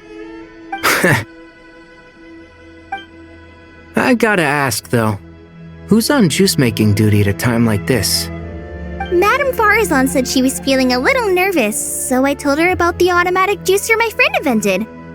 She took it right off me and started making carton after carton of juice. A juicer? Did Sucro send that to you? Yeah, I hadn't had the chance to try it out before this incident occurred, but I couldn't bear to leave it behind in Gandharvaville. The juice is very sweet. I think so too. Kale, how are you feeling? Physically, I'm okay, but it just still feels strange to me. Why would a great power like this come to someone like me? I know the feeling well. That same question ran through my mind every day as a kid. At least now, you have someone who can relate to you. All the more reason that you should apply for Spontamod. Tainari fiercely opposes the idea, though. Those two things are completely unrelated. What are we all chatting about, Would anyone like any juice? Oh, you have some already. I had some earlier, ma'am. Maybe give the extra to someone else? Very well, very well. I shall be off then. There's this enormous power, and then there's little old you. You feel like there's no connection between the two. And that sense of dissonance is difficult to get used to. Yeah. But after all this time, I can't believe this stuff still gets to me sometimes. Makes me feel a little childish. Kale, just because we normally keep the conversation light doesn't mean we can't discuss deeper issues. I don't think it's childish at all. You were the victim of a terrible crime. It's normal to struggle with the fallout from it.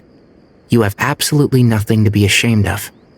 My professor once told me that no incident can be considered truly resolved until the victim says it's over. Your rage and your pain are completely justified. Thanks. Miss Nicole said that the same god remains which were once used to inflict so much pain upon me have now become a weapon with which I can protect everyone. It's like my own personal kind of evolution. Every innocent person who's been hurt needs time to realize that it wasn't their fault. I was the same. But it's all about to be over. Tomorrow, it ends for good. I don't know if you've noticed, but you rarely stumble over your words anymore, and your outlook has become much more positive. It's a big change from how you used to be. And since this isn't over, you can settle the matter on your own terms. It's time you seized back control. I believe in you. Yeah, Sumeru is my home, and it's so important to me. I have to protect it. No, I will protect it. And once you're done, how about you come back and apply for Spontamod? Stop it with the sales pitch, would you? Hey, excuse me. There are still 3 unclaimed cups of juice here. Why don't you take one each? Ugh, my arms are getting sore from carrying them around everywhere. Madame Farazan, why are you... Here, let me take them off your hands. Thank you, Madame Farazan. Drink up and enjoy my handiwork. I think I'm going to make something else now instead. Please, try to relax, Madame Farazan. Your nerves are starting to get the better of you. I know.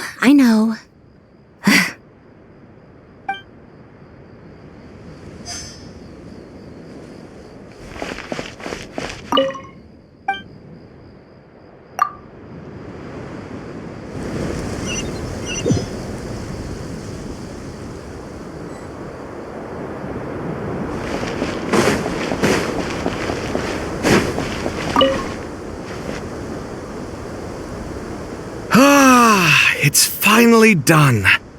Ugh, but I have a nagging feeling that there's something I've forgotten. Oh, there you are. Everything wrapped up on your end?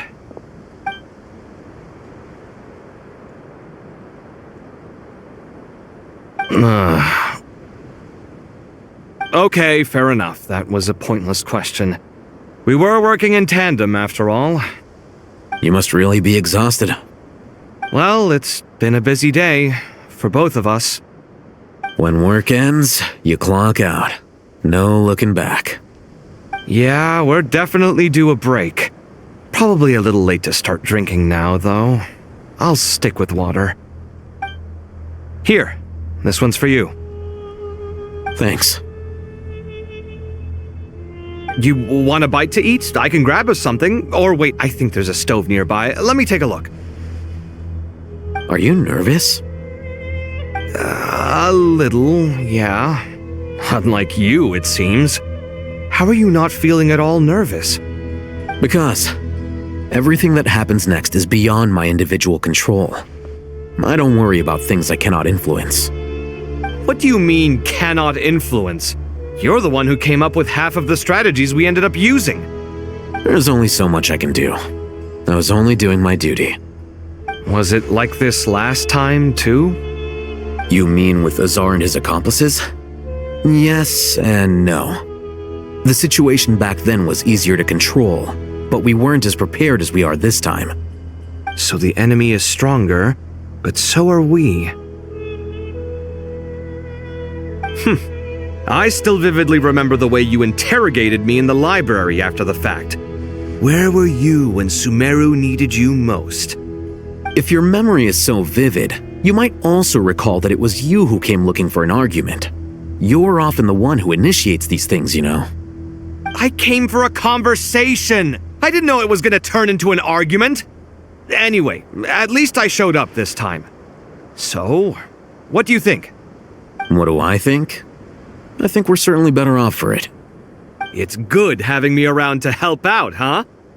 Absolutely. As a citizen of Sumeru, you displayed a remarkable sense of responsibility in the face of disaster. Certainly feels that way. I just shudder to think how the world would have ended up if we hadn't gotten control of the situation. So, do you think this is what impending disaster looks like? The sky is so clear, and there isn't a whiff of decay or destruction in the air. It's hard to imagine that the fall of humanity could happen on an ordinary day like this. Awful things happen all the time. Sometimes people can stop them, and sometimes they can't. What you and I have done is increase our chances of stopping this one. Lofty ideals may provide no defense at all against nihilism, but perhaps little decisions can. Oh, nothing. It's nothing. I hope everything works out tomorrow. It will. As long as we stick to the plan, our chances of success are good. It's really strange. You're my junior, yet you always seem to act more like an upperclassman than I do. I think it's mostly a matter of temperament.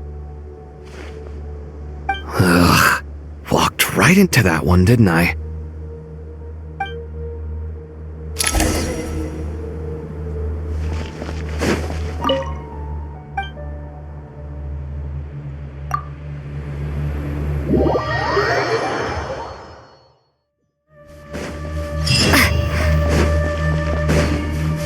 Time to go! Let's meet the others at the mausoleum of King Deshret!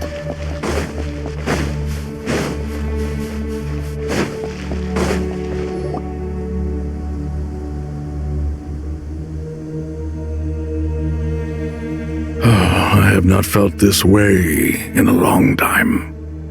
Standing up high, gazing out at the rolling dunes. One cannot know what freedom truly means without first losing it.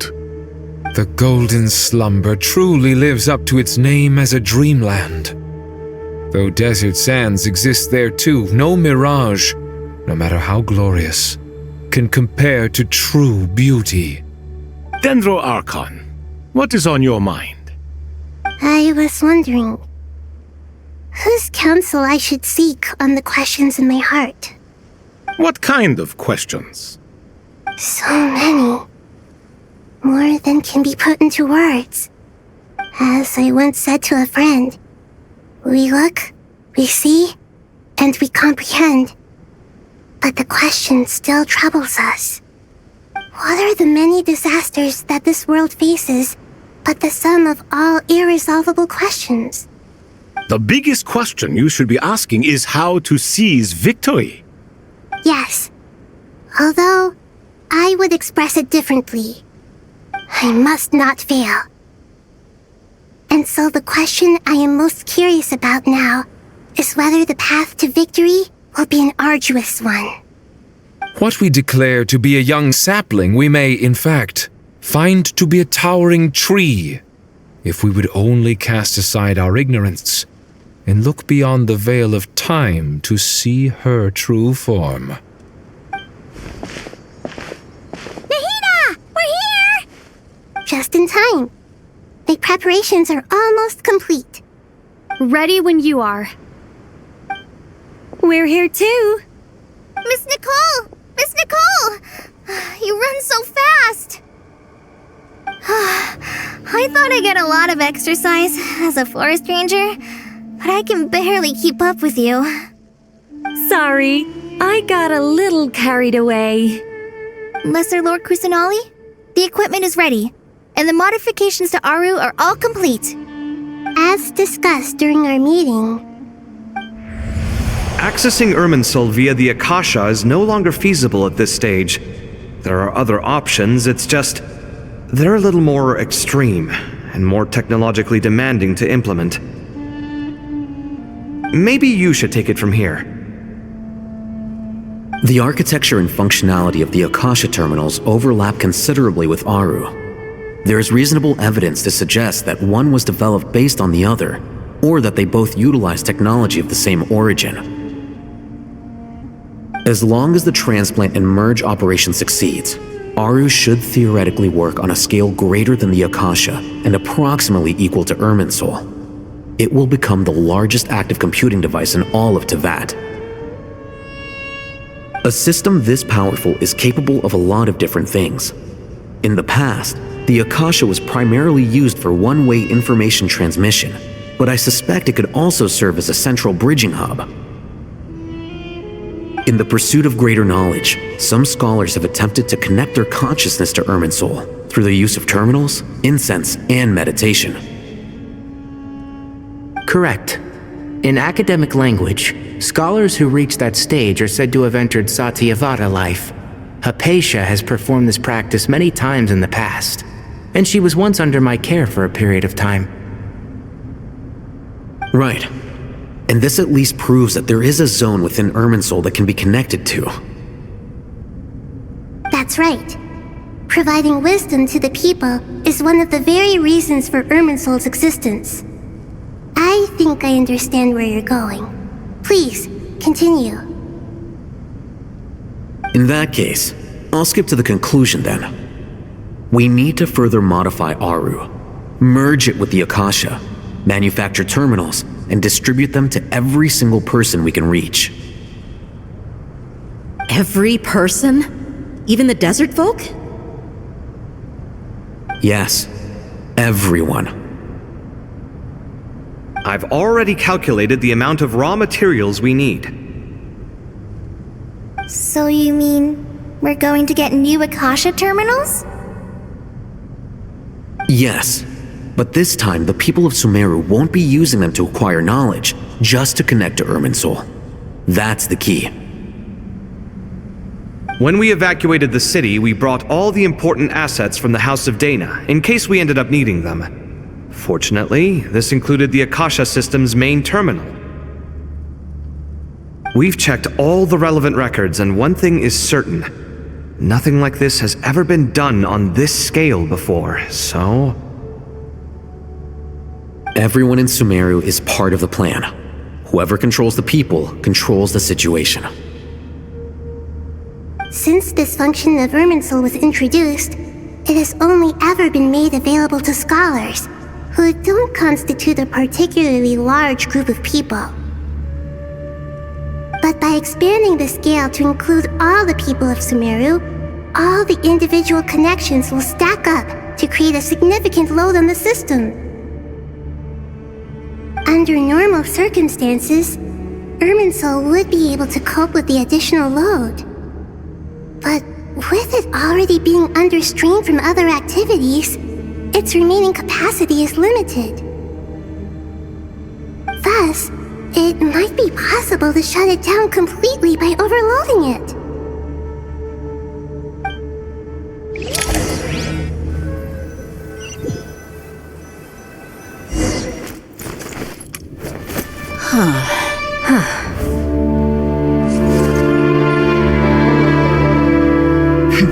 Counting down.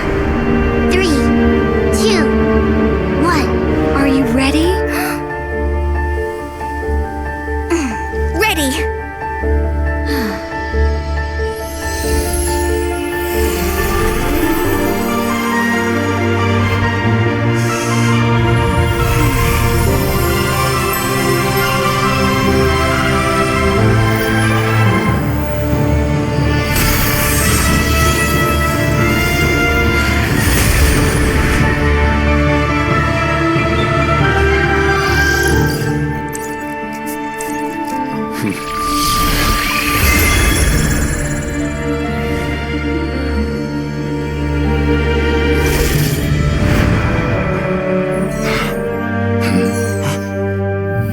In the past, when people sought knowledge, they turned to the Tree of Wisdom.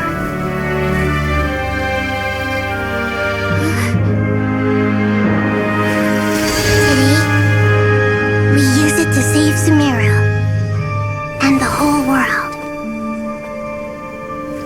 These boughs that nurtured learning must not become tools for destroying the world.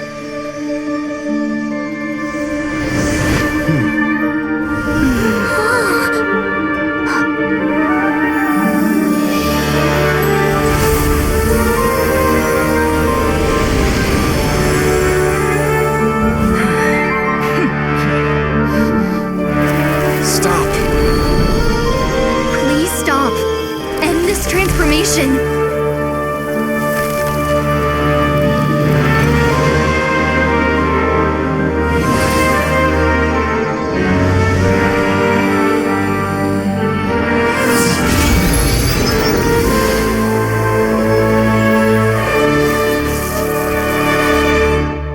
You would shut down Irminsul just to stop me? You fools. I have all the time in the world.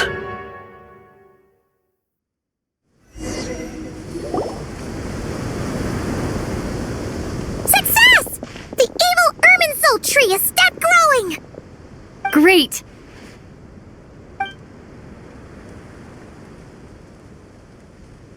What a display of true courage!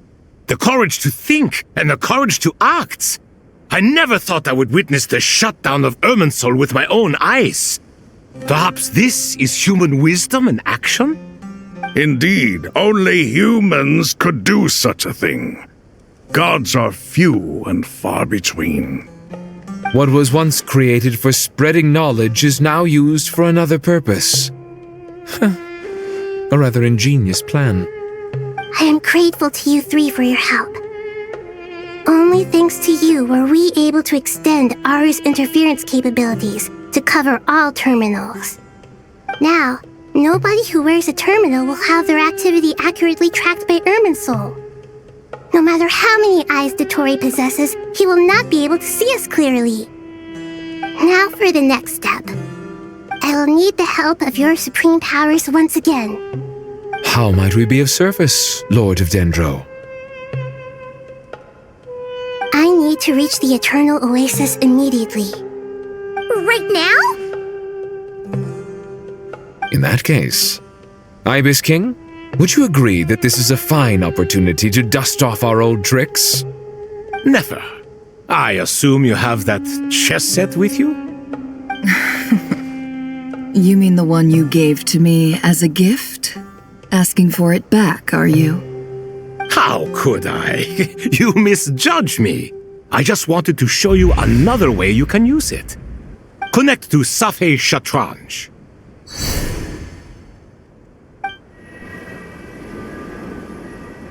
Safhe Shatranj? You mean that place in the desert?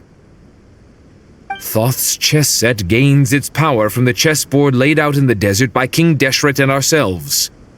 All ceremonies conducted using the chess set must be activated via Safhe Shatranj. In other words, the chess set is an extension of the chessboard.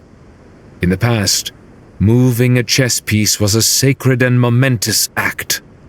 Transfer initiated. Entering live combat mode.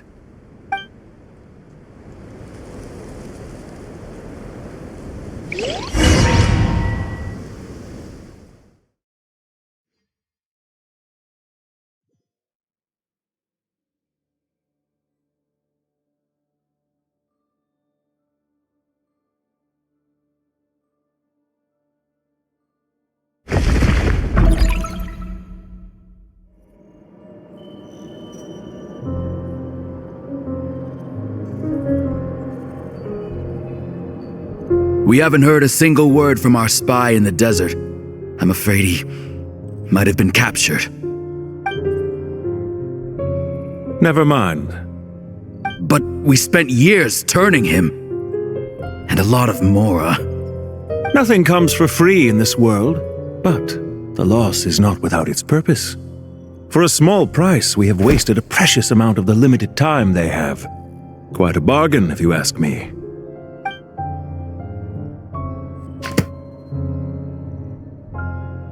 Understood. Weighing profit against loss is a necessary part of life. But to tell the truth, I have been operating at a loss since this all began. Since many centuries ago, in fact. For instance, why would a banker act as the executor of a will? If you hadn't deposited your personal belongings at Northland Bank, I would have no reason to be here right now.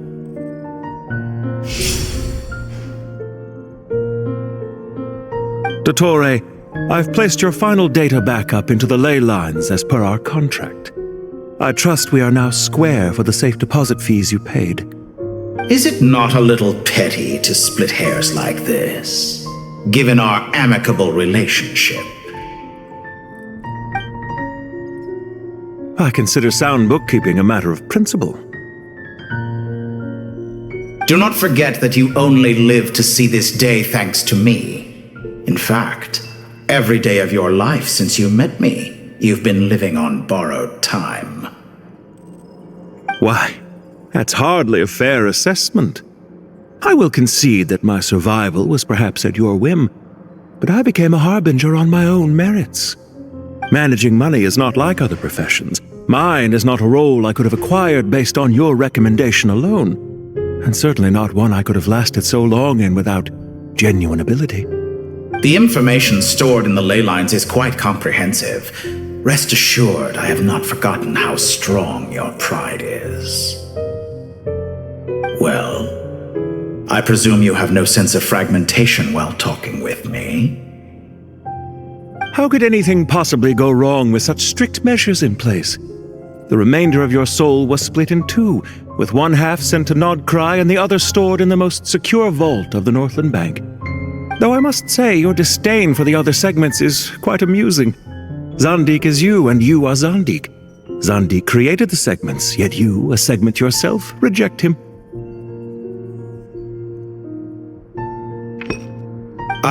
That is, Zandik, created segments of various ages in his later years. To achieve this, he had to freeze time and part with a portion of his soul. But as constructive as it sounds, it erases my uniqueness. If each segment is equally me, then by the same token, none of them are truly me.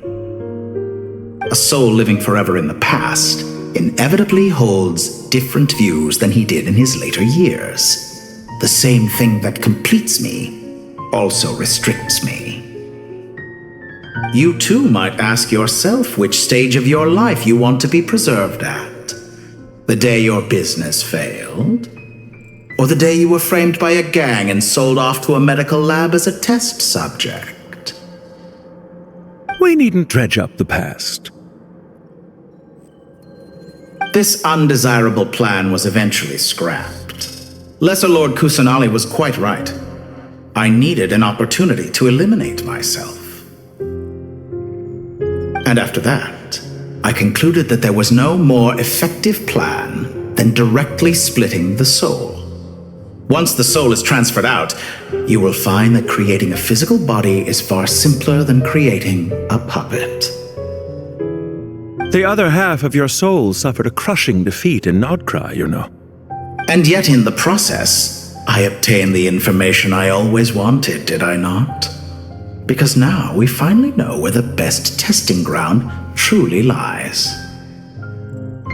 I once thought your ultimate goal was to ascend to godhood. But as it turns out, that was merely one of your experiments. Experiments take many forms.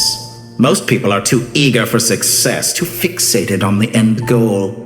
They forget that the experimental process itself is just as important.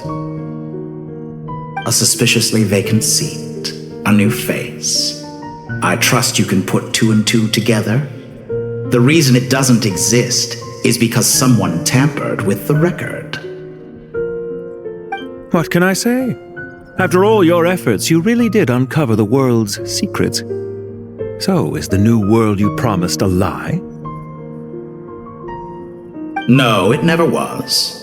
I am glad to be able to control Irmin's soul from within. Now I shall attempt to create a new world inside the existing one. Almost everyone faces the prospect of death. But not a single person has ever been able to experiment unrestrained in the afterlife through sheer force of will. I am the only one to have overcome this enormous challenge. Would I not be letting the world down if I didn't make the most of the opportunity to experiment? Clearly, the dividing of your soul did not affect the magnitude of your ego. Out of all the versions of you that have ever existed, this you is the most insane and the most radical. Is that why you chose to work with me? Which was it then? My insanity? Or my radicalism? Could I call myself a venture capitalist without a suitably ambitious plan to invest in? Yours happened to fit the bill quite perfectly. Well then, I must say, while I am surprised enough that you showed up at all, what surprises me more is that you chose to present yourself as my former subordinate, and not as the banker Pantalone. Why make things harder than they need to be? Exposing my true identity in a situation like this would only serve to destroy diplomatic relations between Snezhnaya and Sumeru. I daren't imagine the consequences. Showing up in the name of the original antagonist gives you the recognition you rightly deserve, while also being sensitive to Snezhnaya's predicament. It was an easy win. As for why I'm here, if you're suggesting that your credit is in the negative, I won't argue with that. Many people say that about you. I'd argue that a significant factor in your willingness to cooperate is the fact that you have but a few years of life left after my death. Living and dying together has a way of binding two parties together rather closely. Is it not true that a relationship should be judged by both the positive and negative returns it yields? So some of what I said actually made it into your head after all. It's true that I hope you don't die too soon, but don't you find that a strange thing for me to say? After all, you've already had quite a long life, especially for a human being. Let's not pretend that you're any more innocent than I am. Are we not the same in this regard? We both despise the existing laws of this world, and neither of us enjoy being under anyone else's control. Is it really so greedy to want the world to operate by a new set of rules? Of course not, my dear friend. And as I've said before, mutual interest is the foundation for the most reliable of relationships. You can attest to that. I just hope there never comes a day when I have to work too hard to prove that. Read greater, sir. People have been spotted approaching Sumeru City. How strange. Despite your access to Irminsol's data, it appears the soldiers noticed before you did. They must have found a workaround. Well, Dottore, I trust you know what this means. The fact is... They're coming. They'll breach the city gates any moment now.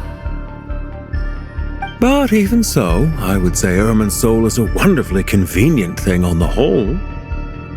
If you do manage to create a new world, perhaps you could plant one outside my office, too. I'll consider it. What do you need me to do? Stall them? The experiment will take time. Stall them for as long as possible. Very well, but you're really asking for the moon here. Have you heard this story? There was once a guilty man, kneeling in the center of a church while an angry mob outside waited to bring him to justice. He pleaded with the gods, begging them to grant him one final request, the chance to finish confessing his sins before he was sentenced.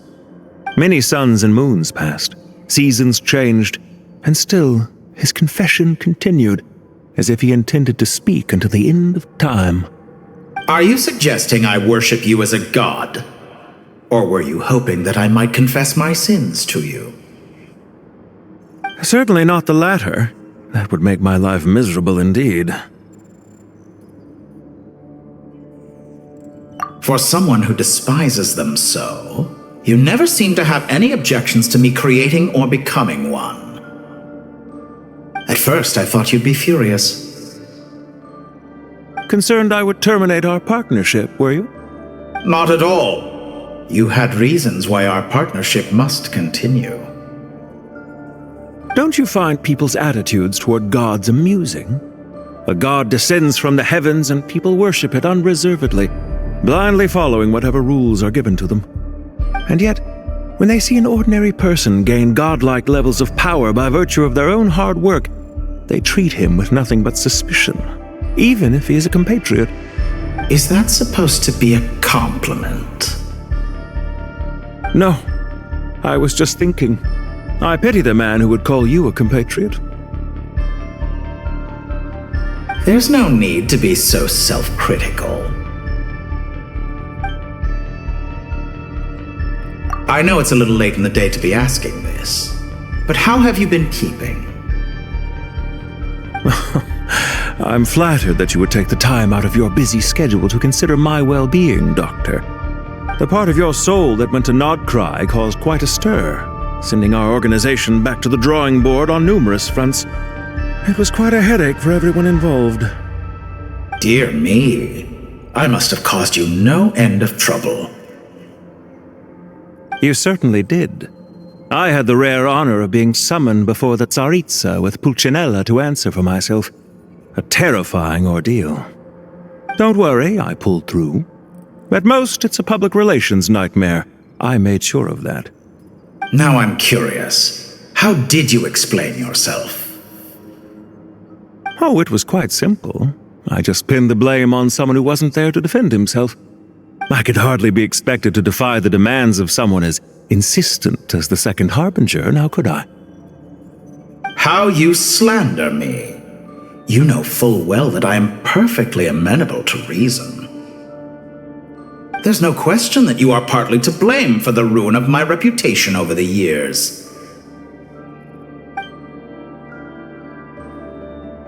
Do you have anything lined up for when this is all over? Hard to say. Field work always takes quite a toll on me, as you know. Once I'm back at Snezhnaya, I'll start with a well-earned cigarette. Why are you so eager to ruin your lungs after I went to the trouble of replacing them for you? If you have an issue with it, feel free to try to stop me.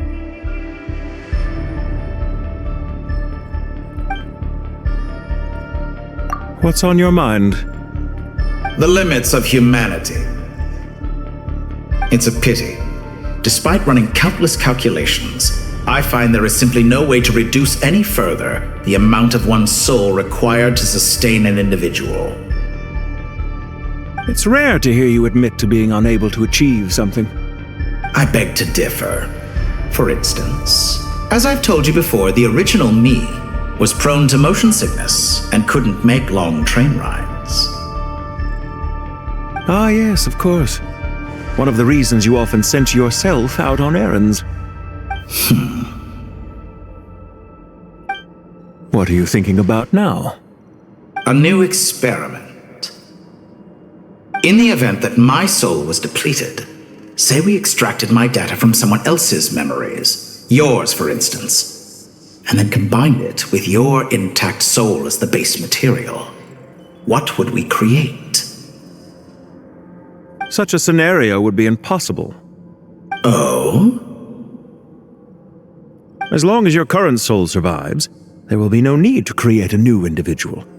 Don't forget, you were the one who approved of the present situation wherein only one Dottore remains. And if you ceased to exist, who would be capable of performing this experiment?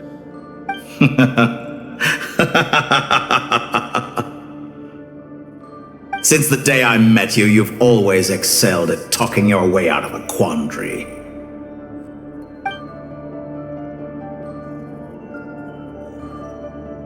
What's on your mind? The limits of humanity. It's a pity. Despite running countless calculations, I find there is simply no way to reduce any further the amount of one's soul required to sustain an individual. It's rare to hear you admit to being unable to achieve something. I beg to differ. For instance, as I've told you before, the original me was prone to motion sickness and couldn't make long train rides. Ah, yes, of course. One of the reasons you often sent yourself out on errands. What are you thinking about now? A new experiment. In the event that my soul was depleted, say we extracted my data from someone else's memories, yours for instance, and then combined it with your intact soul as the base material, what would we create? Such a scenario would be impossible. Oh? As long as your current soul survives, there will be no need to create a new individual. Don't forget, you were the one who approved of the present situation wherein only one Dottore remains. And if you ceased to exist, who would be capable of performing this experiment?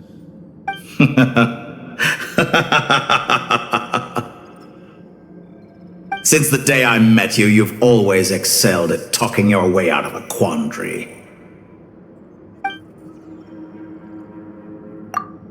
Isn't it a little too early to be saying goodbye? Not that I wish to keep you from your business, of course. Very well. Let's leave the conversation there for now.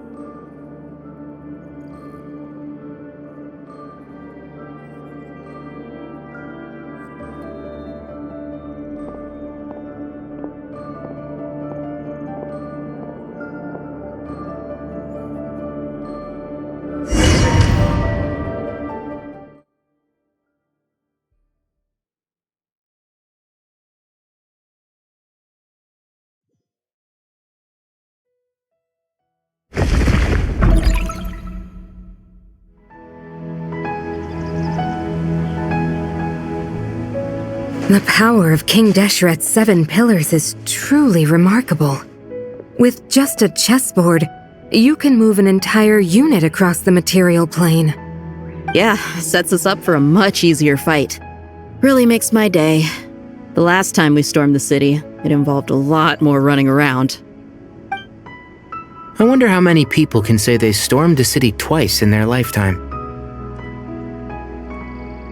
I was just thinking that. I've definitely had more than my fair share of unusual experiences in my life. This is my first time here, actually. We never usually leave Gandharvaville. I hope this will be my last time. Does everyone have to chime in?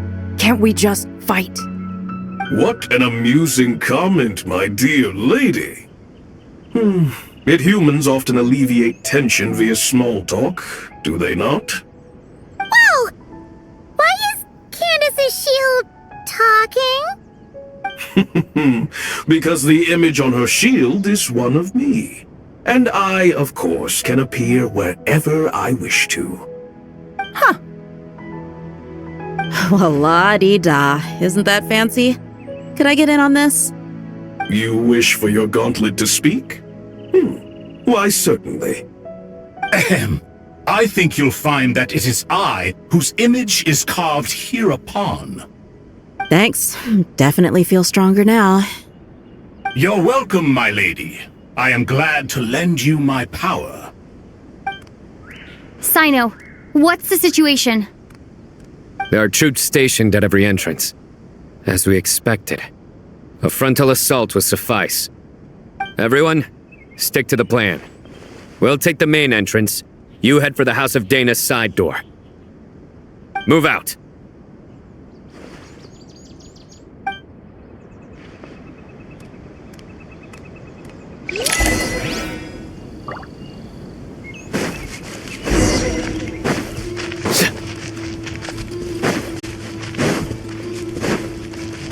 Out of my way! Send!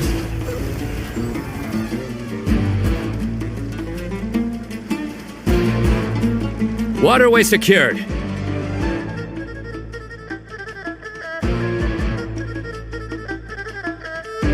Brothers! Sisters! Perfect.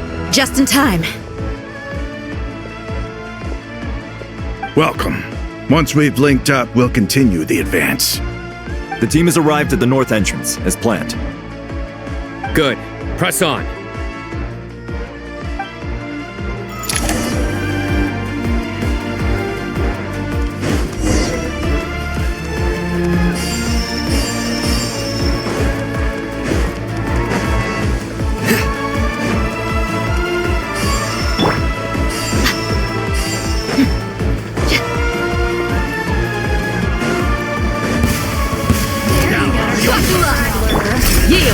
Your sins weigh upon your soul.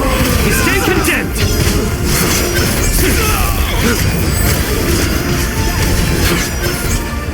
Your penance is due. You stay condemned. Do your worst! Look alive! Surrender. Please!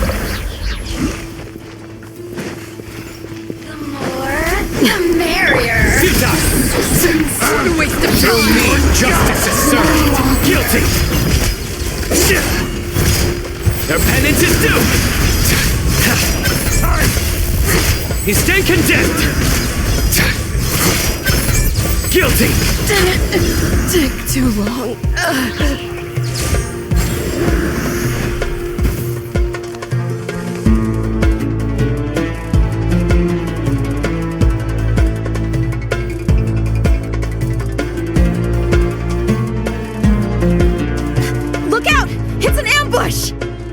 Finally. We need to hurry. Take the middle road now. Mahamacha Sino, area clear. Don't relax just yet. More Fatui approaching from the right.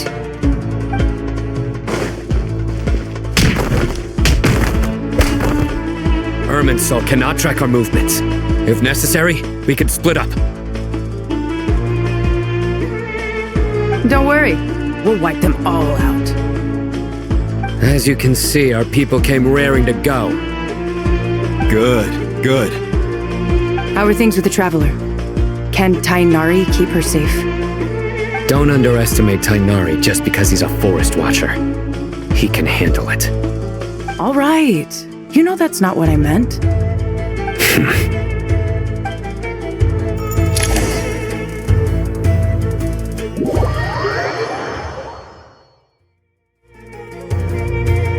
Sino and the reinforcements have drawn the Fatui's fire away. It's our turn. By using a cluster leaf of cultivation, we can pass through certain terrain silently. Good luck with that. We'll just fly up there.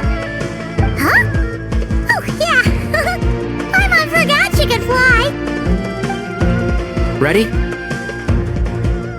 Ready.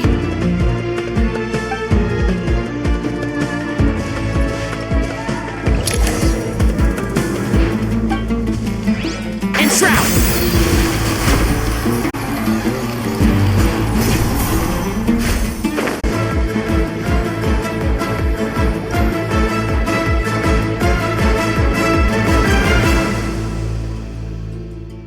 Fatui soldiers up ahead.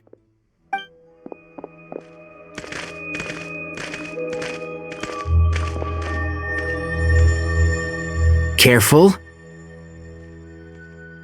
Prepare for battle. Hey! There's people over there! You have some nerve showing your faces here in the center of Sumeru City.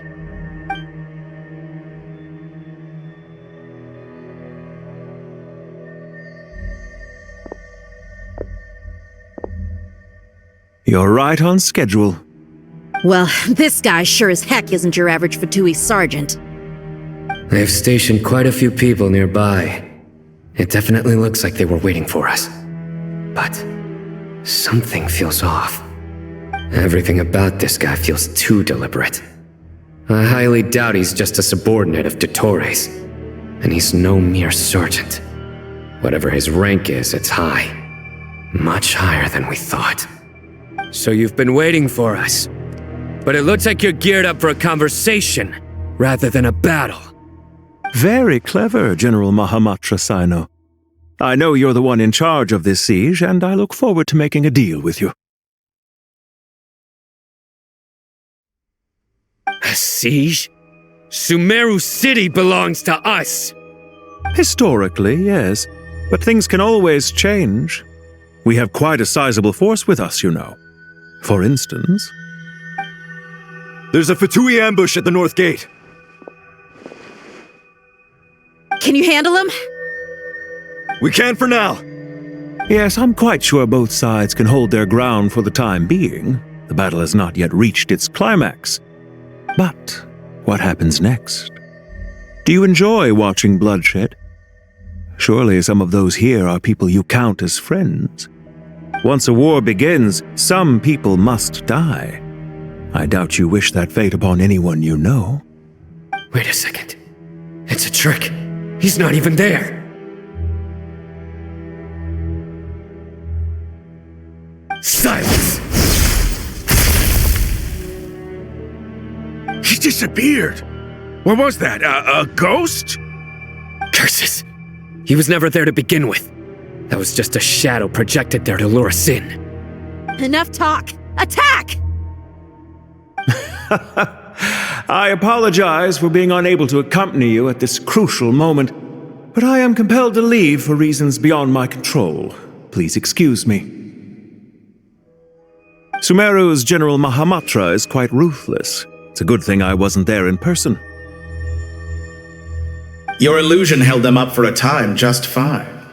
But now that they have seen through it, they will realize you were just a decoy. Decoy or not, what matters now is that they will be heading your way imminently. Not imminently. They are already here.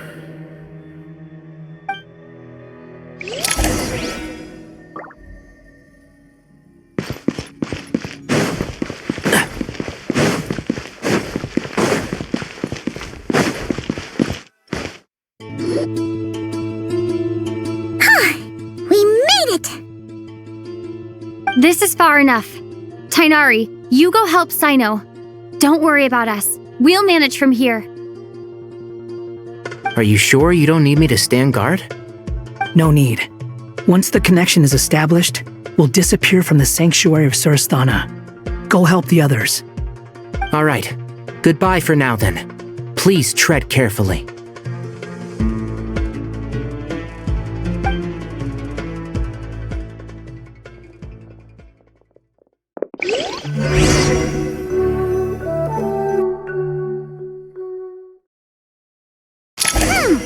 Now where's the interface Nahida mentioned? Come on, where's it hiding? Found it. It's over here. we can connect to the inside of Irminsul through the Sanctuary of Surasthana's built-in security system. You should be pretty familiar with the process. Is it the same route as last time? For the most part, we don't need to adjust any of the parameters. Then I should be fine. And Paimon? Once you're both ready, we'll set off. Wait! The stakes are way higher this time, right? Maybe Paimon should stay outside and help the others. Then, you can focus on the fight without having to worry about Paimon. Huh? Why are you staring at me like that? It's nothing. I just suddenly realized how much you've grown. Hey, you've grown quite a lot yourself. Don't you two start getting into it again. Well, anyway, Paimon thinks she's pretty knowledgeable. Who's the best guide in Teyvat again? And don't forget, Paimon's a college student now. If we say Alhatham's not a weirdo, it's hard to explain how he came up with the idea of you applying to the academia. But for all that he counts, you're doing surprisingly well in your studies. Just goes to show how important it is to have someone supporting you. And Paimon's not the only one. Let's not forget that you only became a student because of Nahida's personal recommendation. That's fair. I have learned a lot in Sumeru. Oh yeah, did you ever come up with that ugly nickname you promised me? What? No way! We're friends now! Paimon gave up on giving you one ages ago. Anyway, isn't Hat Guy enough of a nickname for you? Fine. Suit yourself. We need to go. Paimon, if you're staying, look after yourself. Will do. Paimon's gonna link up with Tighnari and Cyno. You guys are the ones who need to be careful. We will be. Bye for now.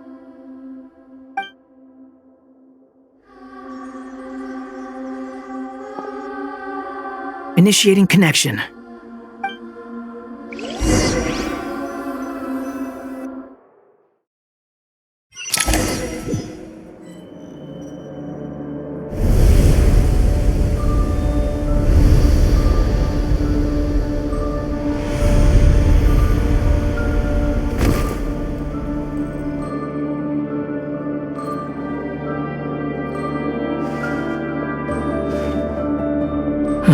Well, here we are again.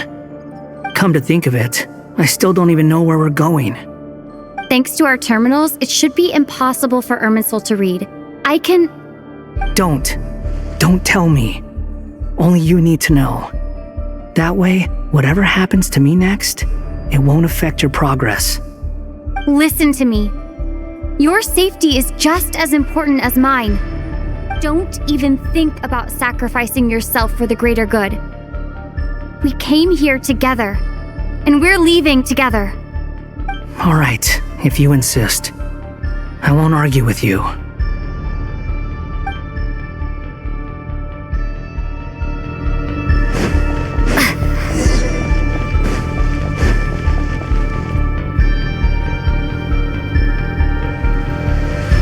This place looks so different from how I remember. It's unrecognizable. It's a complete mess, like someone's turned the place upside down. Must be Dottoro's doing. Either he's searching for some information he needs, or... It's still changing. He has to know we've entered Irminsul.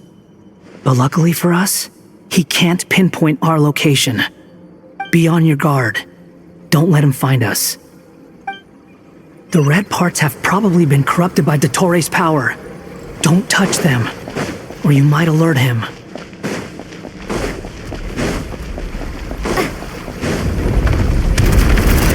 He's looking for us. Tread carefully. That wall could be a problem. Fortunately, it looks breakable. Give it a shot.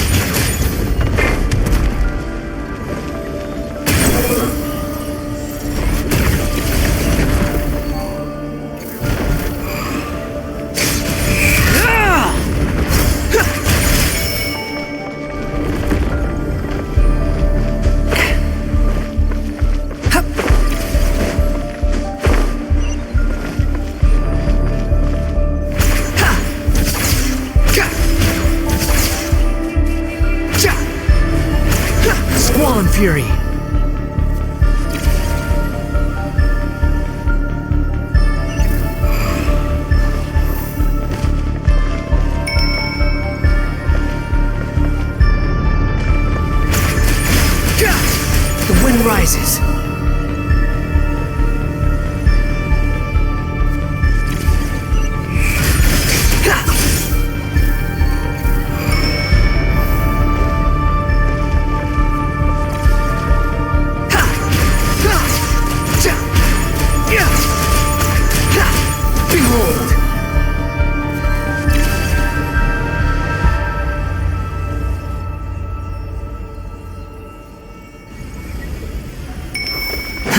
The same old trick again? Are you kidding me? Let's handle it just like we did before. This cheap trick isn't gonna stop us. Oh no! It's... A trap! Is that why he was using the same thing over and over again? To get us to lower our guard?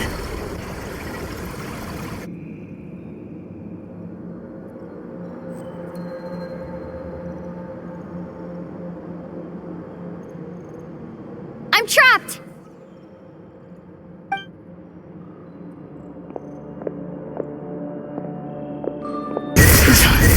Why won't this thing budge? Hello? Hello? Can you hear me? Nicole? Is that you? Yes, it's me. I'm monitoring your progress from inside the Eternal Oasis, and I have to say, this terminal is simply marvelous. It makes tracking you so much easier. I couldn't see anything at first, but now that you two are inside, I can use your location with support from the terminals to get a partial view of the situation inside Irminsul. It's not the clearest image, but it's better than not being able to help at all. So, here I am. I can't intervene directly, but I can help to guide you out of the jam you're currently in. So please, just follow my lead. Dottore in his current form is a blight upon both Irminsul and the ley lines. Pay attention to your surroundings. There must be sources of his contamination nearby. The corrupted information is his means of manipulating. Is that one of them? Precisely. Take it out. Good work. But we're not done yet. Stay close, and let's see if we can find any others like it nearby. Too slow. Yeah. Quit following me. Too slow. Squall and Fury.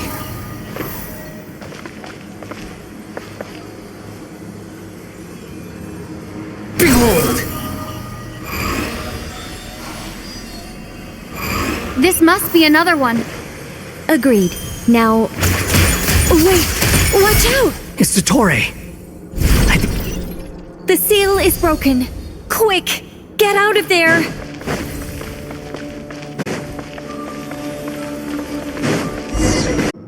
And where exactly do you think you can run to? Wait! What is that? Pursuers! That's gotta be it! Run! Don't let that thing touch you! Dodge that attack!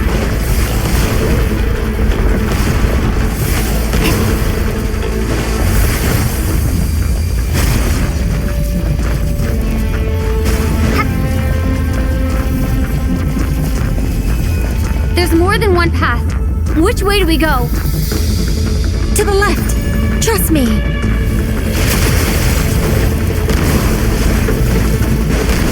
Fleeing like vermin. What a pathetic sight.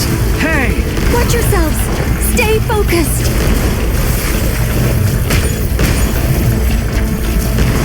There's a cliff ahead. Jump! More of those corruption sources. Destroy them as you did before, and open the exit as quickly as possible. They're relentless. Is he trying to wear us down? You'll just have to destroy these too.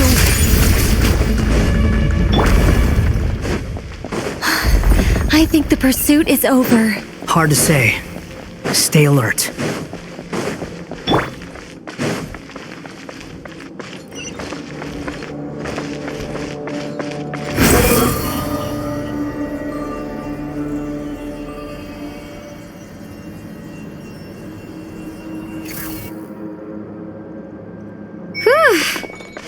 I think we've made it to relative safety. Phew, goodness. That was tough. You doing okay? I'll be fine. Don't worry. Take a short rest, and then... Nicole? Nicole! The connection's been cut. But that means... Look at you supporting one another. How very touching.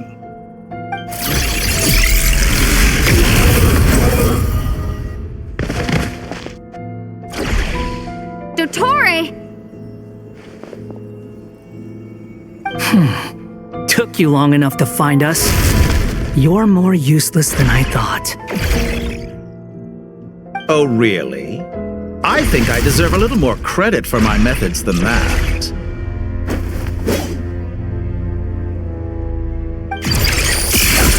Rather than hunting you down, I chose to let you roam free. I indulged your presumption that I was unable to track your movements, played along with your clever little plan. Fleeing is for animals, but I rather enjoy watching you flee. Some things lose the will to run altogether as soon as you put them in a cage.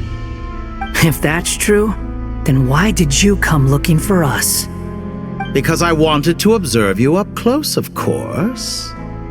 Don't misunderstand me, I'm not here for a fight. Is it so unusual that I wish to greet my old acquaintances in person? After all, it's been a while. Scaramouche.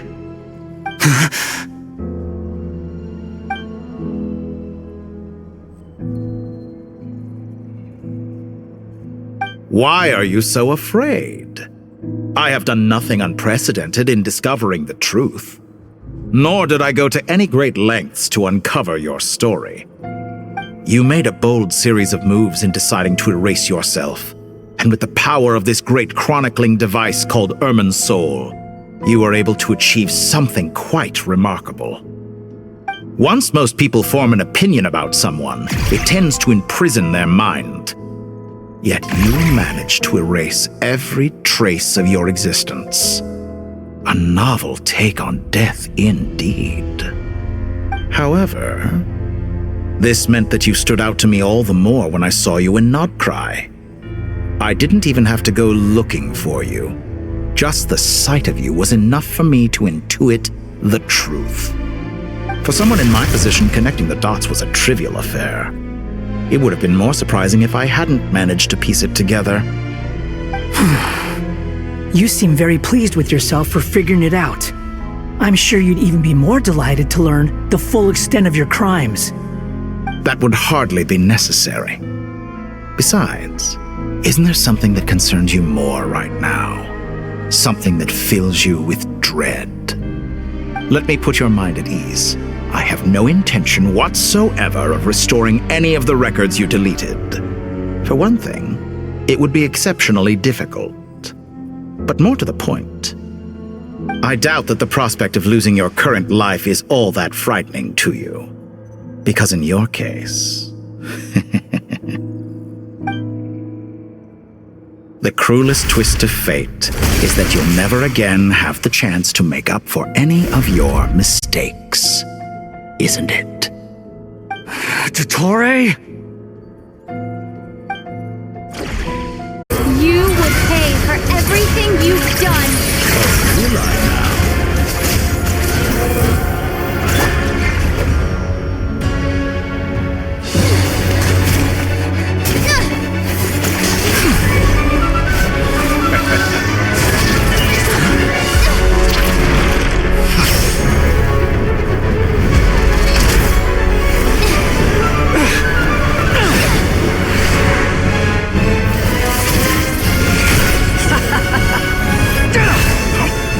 Does the prospect of death amuse you?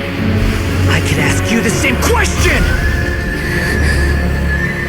I'll distract Dottore. You focus on the mission. Got it.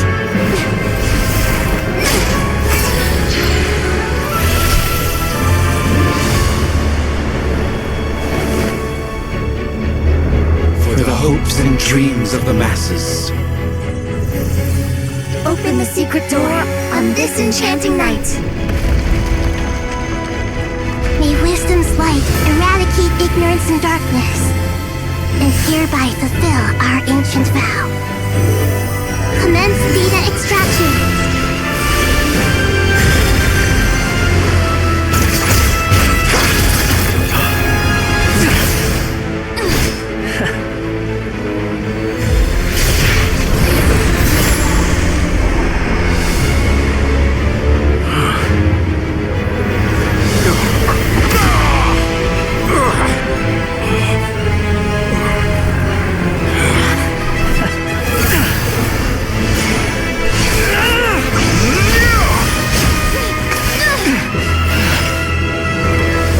Cling to outdated ideals and stand in the way of progress. You will pay for interfering with the grandest experiment of all time.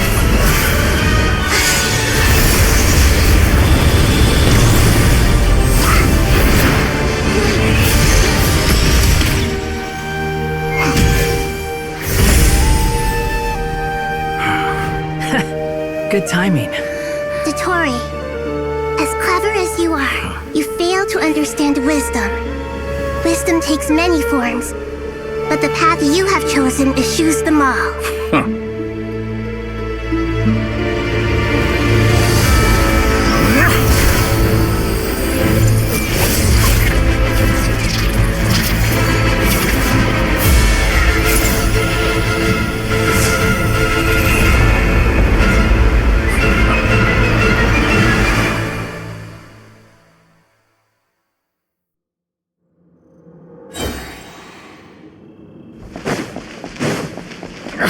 My strength is fading!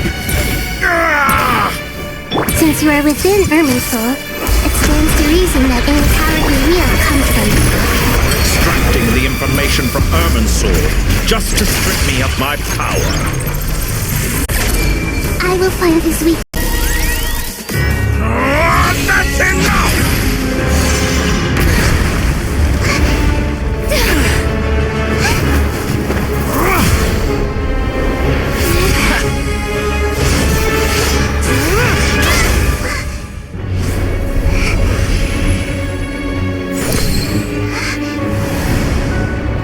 It's all yours. Do with it as you see fit.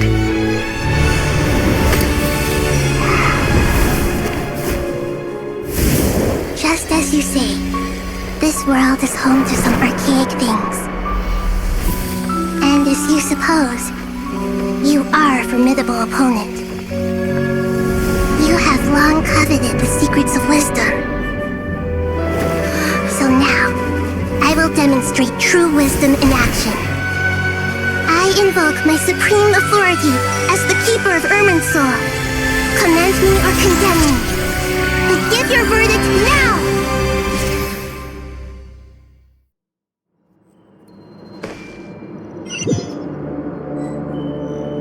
Blessed One of Wisdom, Mahakusalatama, are you certain that you wish to exercise your authority to destroy Irminsul?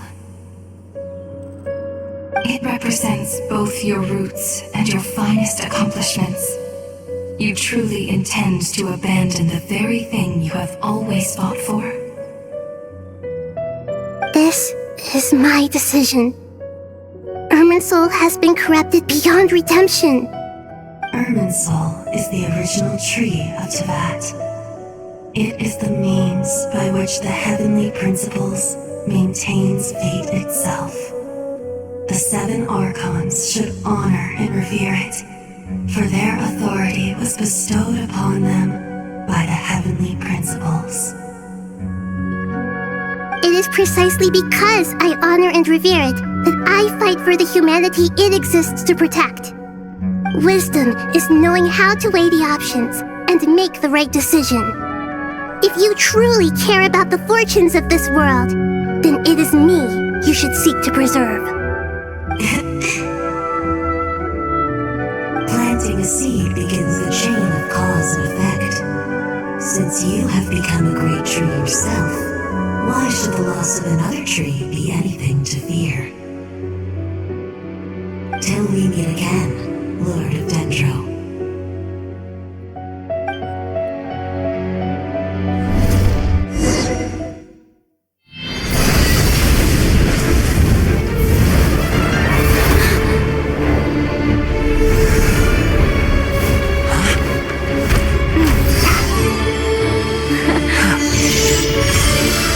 The first flame. The pure, cleansing fire.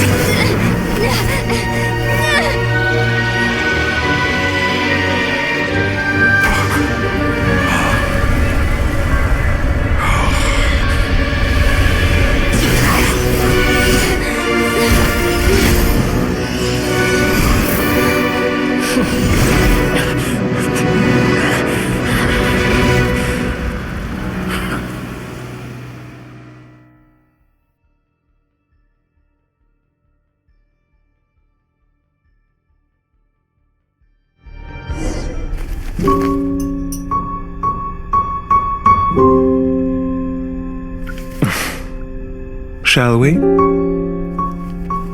Where were we? I was suggesting that you needn't perform when signing a contract. You're only sitting here because your bank demanded an evaluation of the trustee. So you told a story about a young scholar from a merchant family in Sumeru? I told a compelling tale, didn't I? The post-expulsion story is far more captivating. The human experiments or the elixir of immortality? The part where you die. Ah, yes. My favorite part. The 35-year-old segment thought of himself as Dottore, reserving the name Zandik for the original specimen. Of all the segments, he was the most selfish. After his expulsion, Dottore searched for a new direction. He joined the Fatui, studied Elazar in great depth, secured resources. He was rather fortunate in his career. Zandik turned to Conrian technology and successfully created his segments. But this was not immortality. Even with backup segments, his body would still age. Still, thanks to Snezhnaya, Zandik found the ideal base for his experiments. Then a perfect partnership materialized at a crucial moment. The year that both parties realized they needed more time. Fortunately, Zandik succeeded. In a miraculous turn of events, he gained the extra time he needed. I seem to recall it differently. All right, it's true. No matter how much elixir he took, Zandik remained human and continued to age. Then, on the morning he turned 85... Help me up! Call for help! Surely he would be rescued, Zandik thought. But to his surprise, no one helped him. Zandik was too selfish for that. Don't forget, you're one of us. Yes, and we're all waiting. Waiting for me to die. Pantalone arrived for a meeting and happened to witness what followed. He found it unsettling. I never said that. But the Zandiks were unfazed. It was a rare opportunity for self-dissection.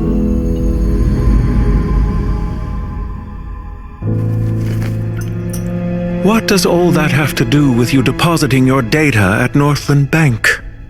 It has made me cherish my time in this world all the more. Fair enough. So you do have a sense of self-preservation.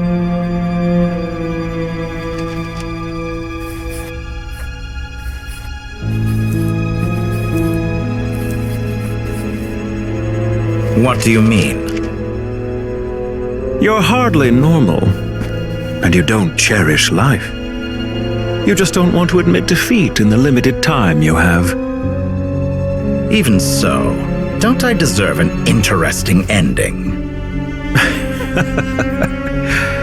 I'm counting on it.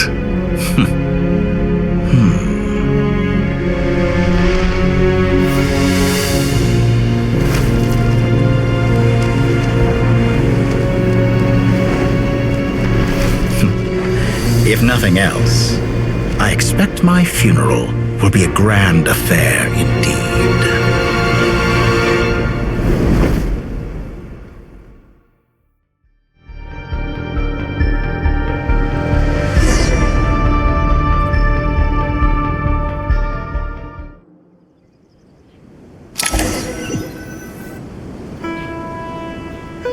What a magnificent fire! In Snezhnaya, we light fires to ward off the cold. Fire, it seems, is antithetical to ideas such as cold, frozen, and unchanging. Perhaps it has always been that way. From the beginning, fire has been used to drive away wild beasts and warm the body and mind. You could say it's a form of treatment.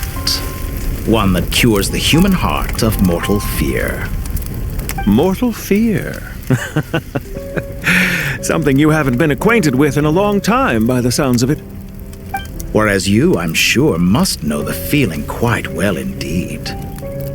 I remember when we first discussed the elixir of immortality, you claimed that extending your lifespan was about buying more time. But was that really the truth? You fear the prospect of dying a wretched end in this world, don't you? Of course I do. I'm only human, after all. And while you may have forgotten it, you cannot deny that you too were once human, Dottore. I do not believe that there is no such fear in your heart. Perhaps you are right. But I abandoned it long ago and devoted myself to my experiments. I have felt no fear since. From the very beginning, I never thought you could win this game. But still you came, contract in hand, to honor our agreement. Because I am a reputable partner. And as we have discussed, experiments are about more than results alone. The process is equally important. I have come here and completed my creation, and I do not regret my decision. I'm afraid your journey ends here. After I die, there will be no one to make the elixir of immortality, and your remaining stock will only last a few more years. How then will you prove that you didn't perish in this incident alongside everyone else? When I feel optimistic about market environments, I never forcibly adjust them. They have their own direction, and I myself am one such environment. I have been quite particular about many things in my life. But where the manner of my death is concerned, I choose not to be. You make yourself sound so magnanimous. Oh, but I am. And I hope you will be too.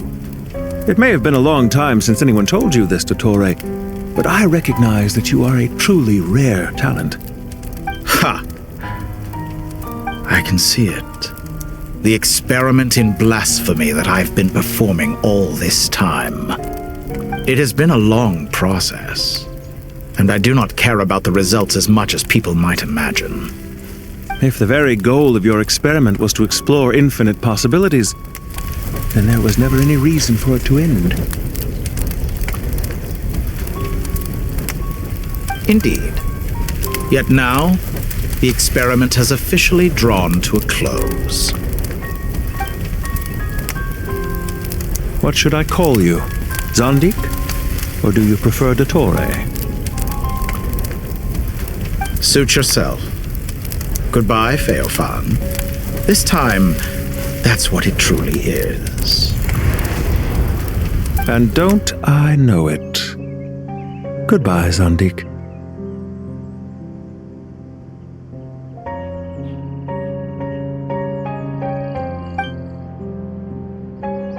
I could have carried out many more experiments, but to me, Lord of Dendro, this outcome is certainly not the worst. I believe you. But unfortunately, this is where it all ends for you. This experiment does not belong to you, nor do any of the results. Experiment. It sounds like you're trying to outdo me in my own field. Wisdom is conveying information in terms that people can clearly understand. You know exactly what I mean. Indeed. I can see no further outcomes. Ha. You have a formidable mind, and you are braver than I thought. Setting fire to the very thing your survival depends on. Your previous threat was empty, but this time, it is real. When necessary, wisdom can be as fierce as an inferno. Some of the flames that incinerate you come from within yourself.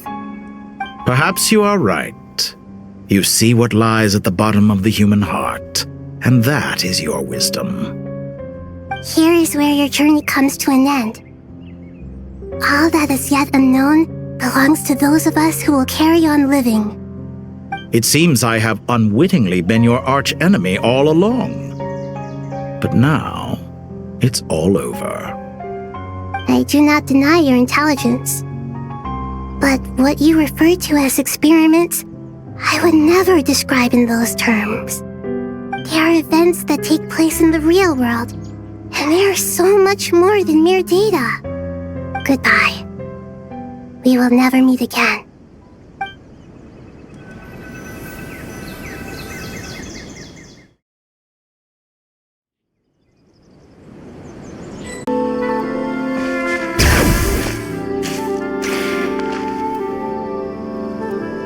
Well, that's the last of them. Everyone on the list is already back where they should be. It was a long, hard road, but we finally finished escorting everyone back.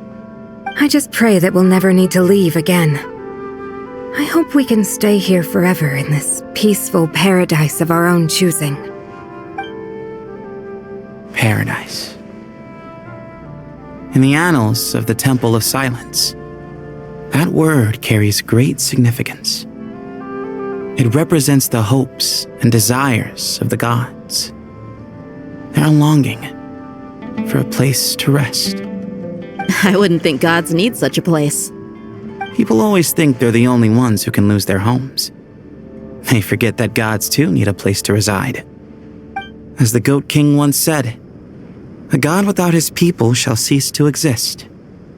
Gods need their believers every bit as much as their believers need them. Only we can truly understand how much the desert faith has faded over the centuries.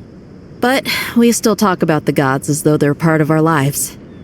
Given the myriad ways in which gods and humans interact, I'd say they really are. How else could Dunyarzad consider the Dendro Archon a friend? Well, that sounds about right to me. Describing them as friends sure makes us feel a whole lot closer. If you told me a few years back that I'd have this many friends, I'd have called you a liar. Belief is a choice, just like friendship. We've made our choices through battle. The right ones, wouldn't you say?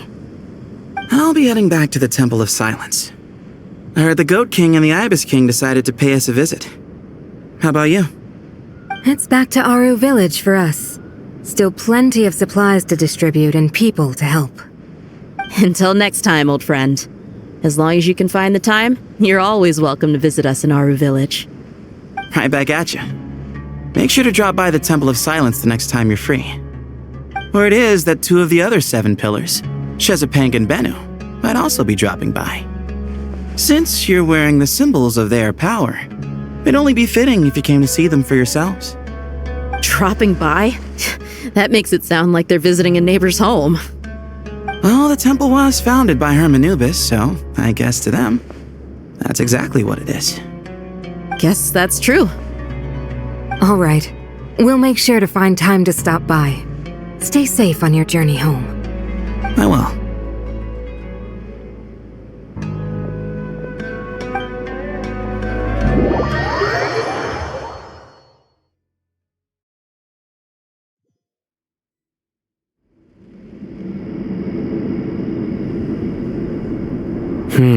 You do have a point. See? Retirement has always been a problem, especially for old-timers like us who've been locked away all these years. You finally step out into the light, and bam! You're face to face with a whole different world. Naturally. What do you think, Layla? Huh? Why would you think to ask me? How could I possibly be qualified to decide where the servants of King Deshret should live? Sorry if my question was unclear. Do you think their statues will stand out too much if we place them here? Hey, I never agreed to this. How could we possibly allow our statues to be left in Hermanubis' home? That would be like breaking into someone's house, then pretending it belonged to you in the first place. Different beliefs can coexist. We still need to respect one another. By which you mean, you two plan to stay at the Temple of Silence, for a while at least, but you have no intention of relocating your statues here. So, you see this as sort of a family visit? Is that correct? Family. You could say that. In a sense, Hermanubis would view this as his home. Just look at this place. Magnificent, is it not? The sad truth is, in the past, all three of us invested so much into misguided ventures. We failed to build what we should have, and wasted so much time instead. And what do you mean by that? I mean that for the most part, time spent associating with the likes of Sobek, and, let's say, Thoth, might reasonably be considered wasted. Why does that not surprise me? Go on. Anyway, given how much time we'll all be spending together, I'd say that the bonds we built will end up proving to have been a sound investment. Once Sethos, the current leader of the Temple of Silence, returns, you can discuss the matter of staying here with him. But judging by the expressions of everyone here, I imagine you'll receive a very warm welcome. This sacred ground houses untold knowledge, after all. What better place for the servants of King Deshret to appear in the mortal world? How about we share a meal together first? I imagine it's been many years since you last tasted fresh food. Oh, that sounds wonderful! After so many hundreds of years, I can only surmise that desert cuisine has become a lot more varied. Are we having a get-together? If you'd like, I can help prepare some food. After all, Lord Thoth, you helped me so much in the desert, and I still haven't properly thanked you. Oh, my, that would be wonderful. I'm touched that you still remember. How the times have changed! To the people of today, it seems the Ibis King has become a kind and passionate god. And you, Mr. Herreshoff? What kind of god do you wish to be? To be honest, I haven't given it much thought. How about you, Dendro Archon? Do you have any hopes for your future? Me? I'm very happy with my current life. Forgive my bluntness, but you do not seem to derive your authority from majesty and might, like Lord Al-Ahmar. Clearly your approach has its advantages, but also its dangers, don't you think? I do, but projecting a majestic front doesn't really suit me.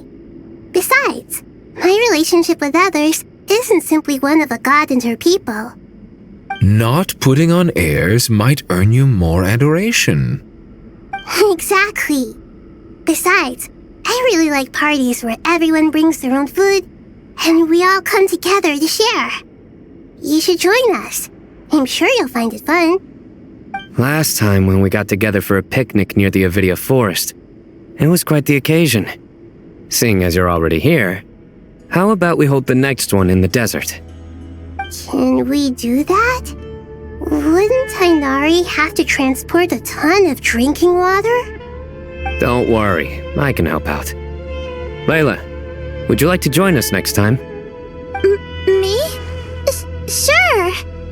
The more the merrier. That way we... Don't take this the wrong way. I just think you should know. When it comes to passing the time, chess is more our thing. In that case, Dendro Archon, what do you say?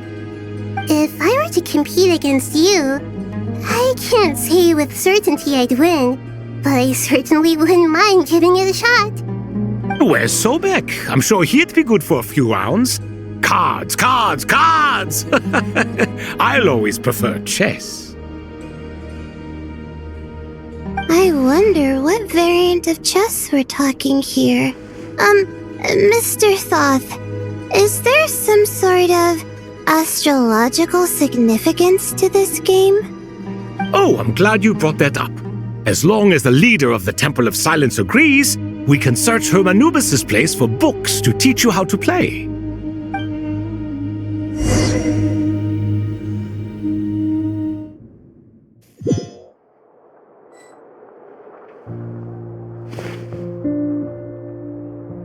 Such devastation visited on Sumeru City. So many houses destroyed or damaged in the fighting. Who could have foreseen this? Look at all of this. It's going to take me forever to tidy up. I suppose living below the academia doesn't always work out to your advantage. I would have thought a little appreciation of my sincerity and effort in helping to clean up this mess might be in order. Helping? Effort? This is your house! Of course you should be putting in the effort! If anything, I'm the one who's helping! So you see yourself as just a helper in this situation. I must admit, I'm rather shocked. If you're trying to say that since I live here too, I have an obligation to tidy up, fine, I suppose I do. Wait a second, stop changing the subject! Nevertheless... In the wake of a great storm, a missing roof is a predictable inconvenience. Can you stop making it seem like I care more about this house than you do? Doesn't it upset you at all to see your home in this state?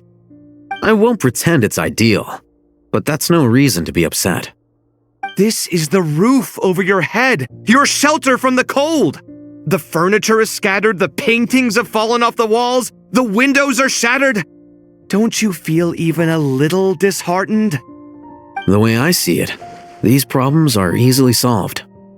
Ugh, this is precisely why I hate talking to you about sentimental things. It's like banging my head against a wall. You simply don't understand just how much work goes into making a proper home. It sounds like this is causing you a lot of anguish. You mean the house or the paintings? I mean your sentimentality. Oh, well, yes. But I'd rather not dwell on such things right now. Generally speaking, when anguish becomes the norm, people usually make an attempt to improve their situation. But there are so many people and things in life that are difficult to change. It's not like you can force them.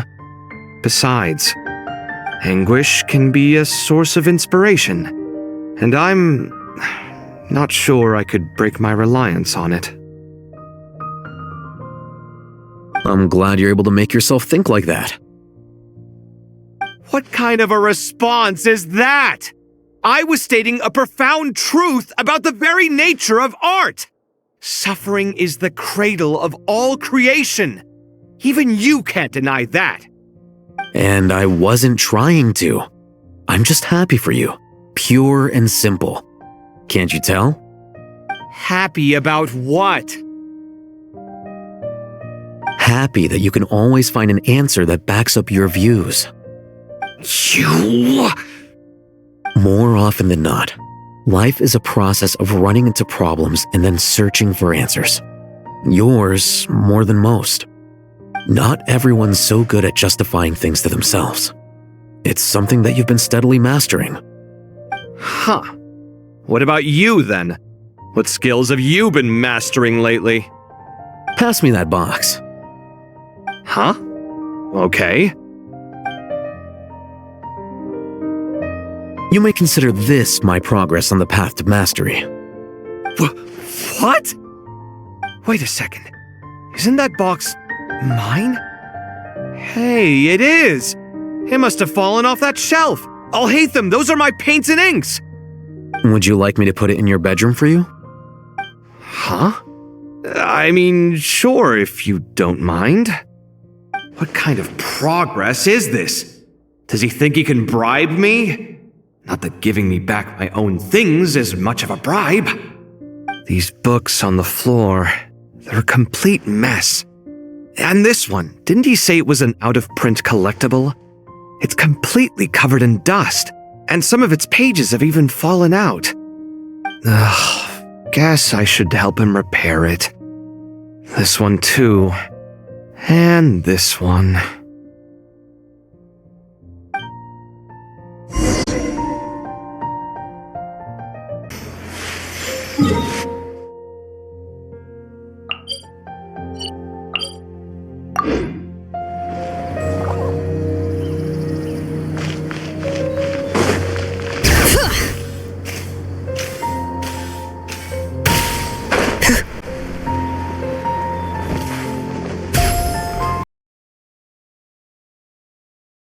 Masterpiece, imported goods, such a bright future ahead. I can picture the Mora just rolling in.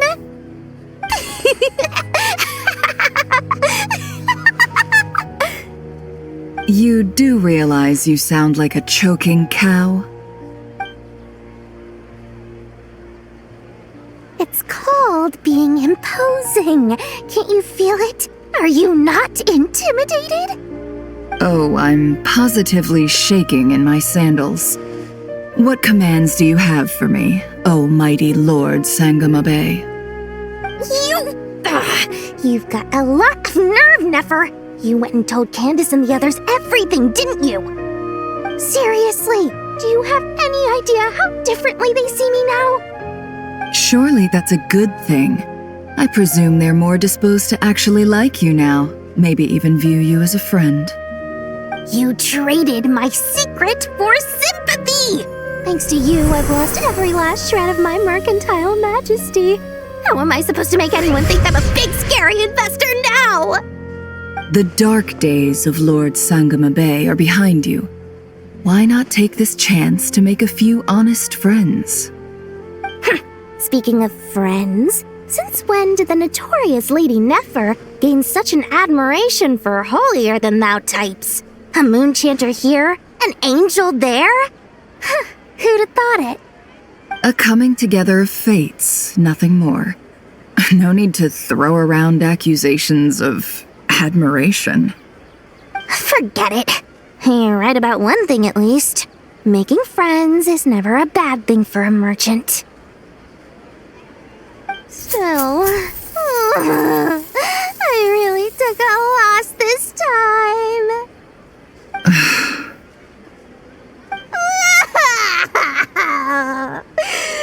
What are you looking at? I'm trying to see if you're really crying or if those are just crocodile tears.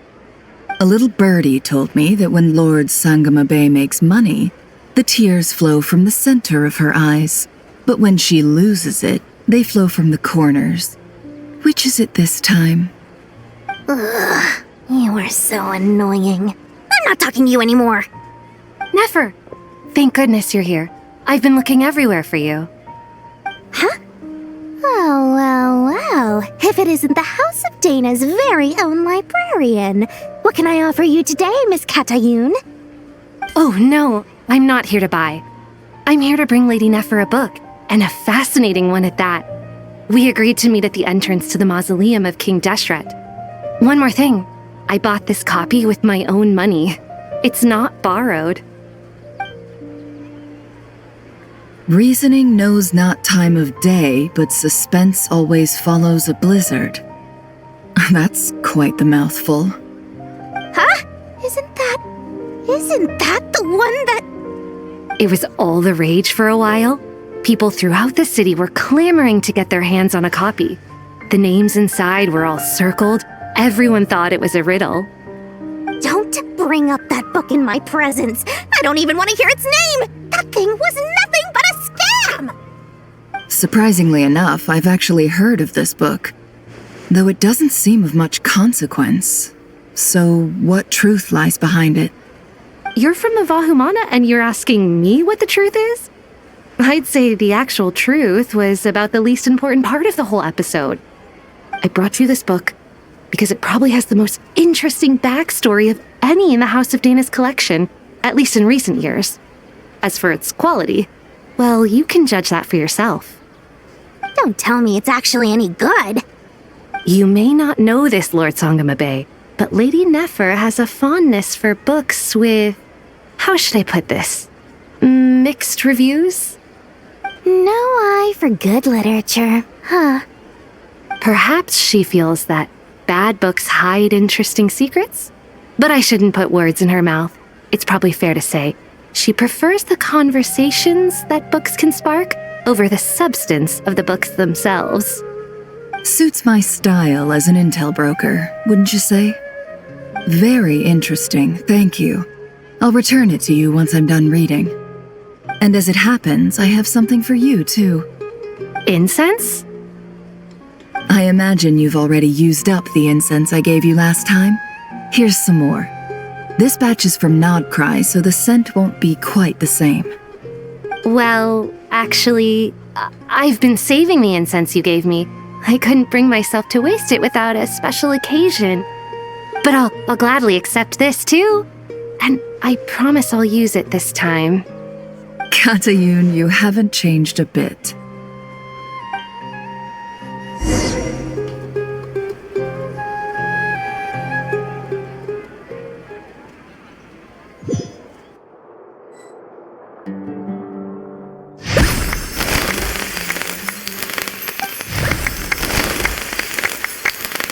Congratulations, Kale.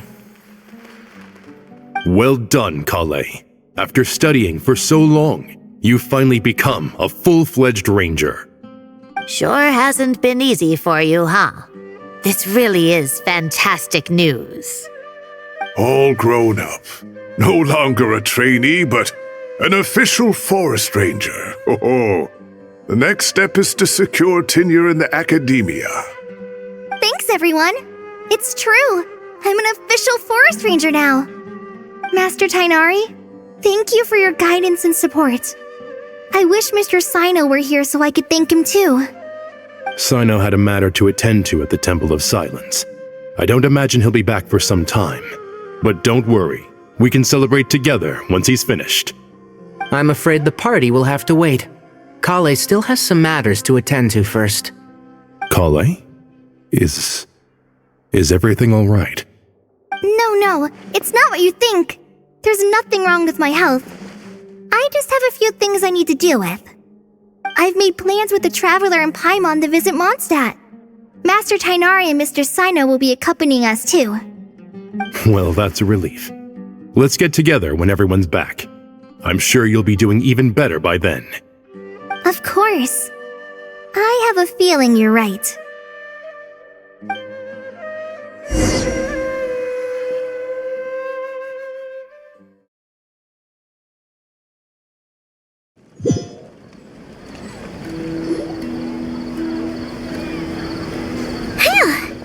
After all that catching up on sleep and food, Paimon's feeling full of vim and vigor again.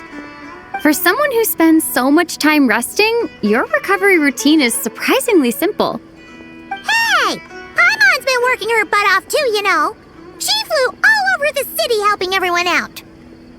Don't worry, I saw how hard you worked. Alright, we all know you're the most hardworking person in Tavad. As long as you're rested and full, that's what really matters. Paimon's been looking around the place, and it seems like the city's already on the mend. But Paimon's been wondering how Nahita's doing. We should check in on her.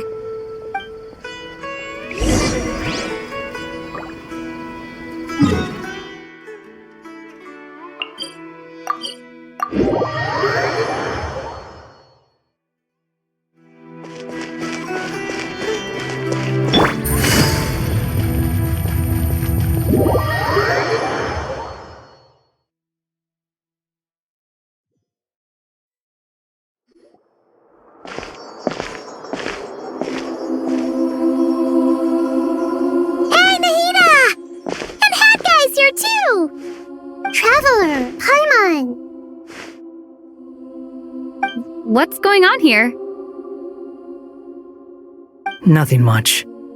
Nahida was just expressing concern for my physical and mental well-being. Oh, the Traveler told Paimon all about that. We've both been very worried about you. Are you feeling alright? You make it sound like I'm on the brink of some kind of breakdown. Truth is, I'm doing much better than you might imagine.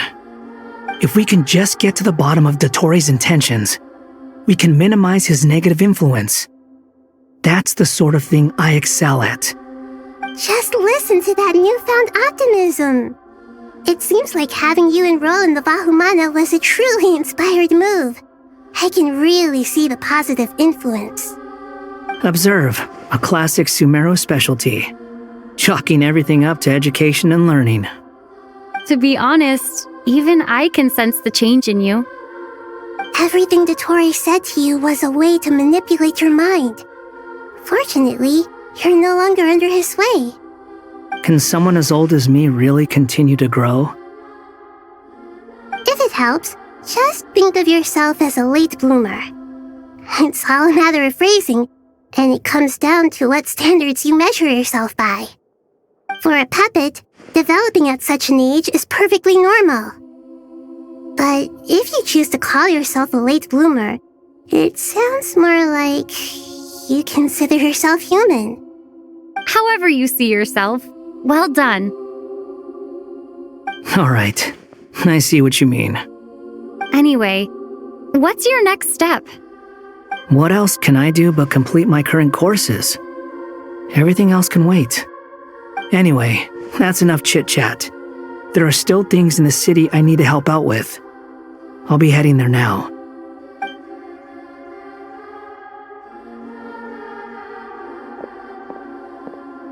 I'm so happy that Hat Guy is doing better than we thought.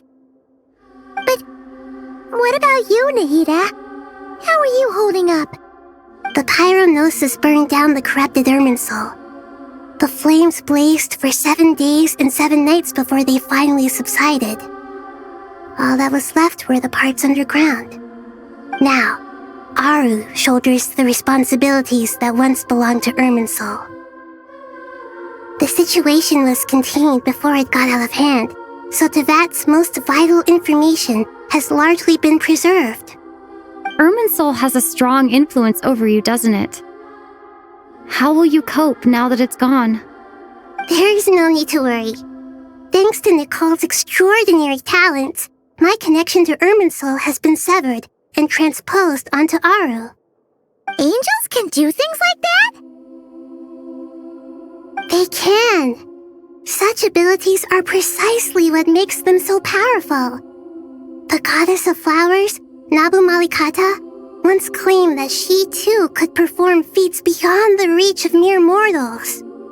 In my eyes, much of what she went on to achieve reached such transcendent levels. Her and Nicole really are both fascinating and magnificent. So, does that mean your situation is stable now? Correct. Just imagine that Aru has become the new Irminsul, and the essence of my existence has been bound to it. The wisdom of Sumeru has ultimately converged into a single, unified entity. Should we ascribe this all to fate, or is it merely fortune? Whatever it is, the important thing is that you're okay, Nahida. Dendro Archon, Lesser Lord Kusanali. Oh, thank goodness you're here. Greetings, Traveler and Paimon. Sir Nevis, do you have something urgent to say? Yes, there's something I need to report. We've received a message from Snezhnaya.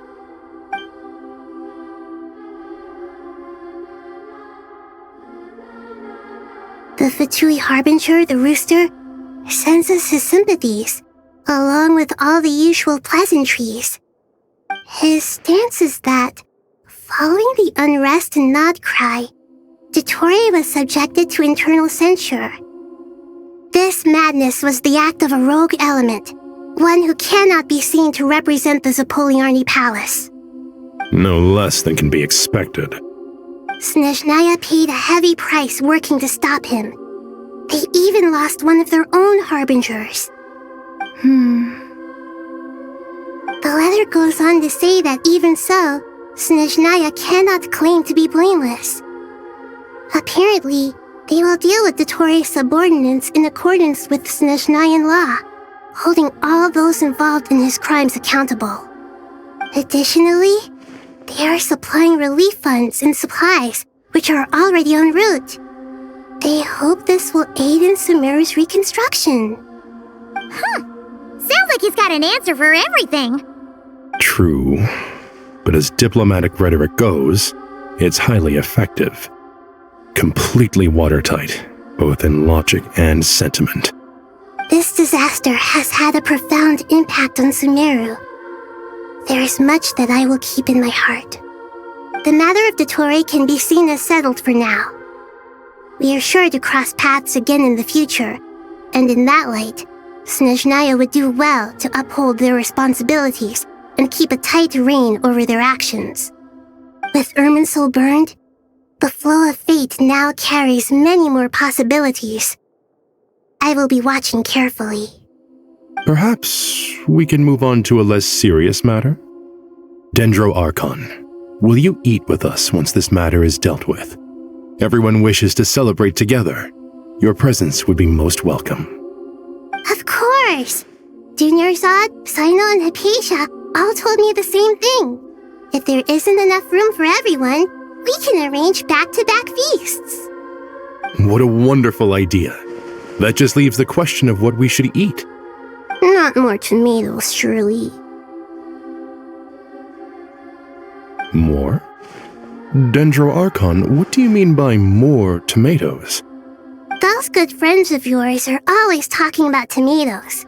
Sometimes when I'm walking through the city, I can even hear them arguing in the fields. Since you see them so often, you must hear about tomatoes even more than I do. Tomatoes. Tomatoes. The word has a certain magic to it. Like the autumn fur of a sumpter beast swirling in the wind, sometimes flying up my nose. Tomatoes. What can we make with tomatoes? Wait, why tomatoes? Take your time, there's no need to rush. The traveler, Paimon, and I still have somewhere we need to visit. You'll have plenty of time to think it over before I return. Does this mean you're going to Natlan? Meeting them there in person. It will require a long journey. I know. But this is necessary. I must go myself. Traveler, Paimon, we'll set off as soon as you're ready. Is that all right? Sure. We'll be ready whenever you are. You'll hear no objections from Paimon. We should grab some snacks along the way, though. It'll be just like going on a long holiday. Wonderful. I'm looking forward to this so much.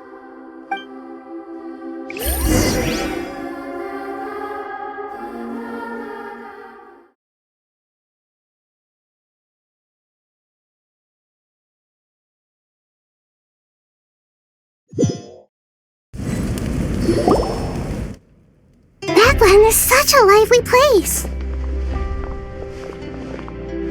It's super cheerful and positive, too. I can see that. There are people outside exercising at all hours. Such a healthy way of life. You came. Welcome, welcome. You must be hungry from your journey. Would you like something to eat? Oh, thanks, but no thanks. We've been eating the whole way here. We had a mushroom platter, Sab's meat stew, butter braised chicken, hot asara pudding. Paimon's positively stuffed. All right. No need for all that detail. I'm starting to get hungry myself. Maybe later then. We can wait till everyone's got an appetite, then I'll head out for a meal together. Sounds like a plan. Let's find somewhere to sit down.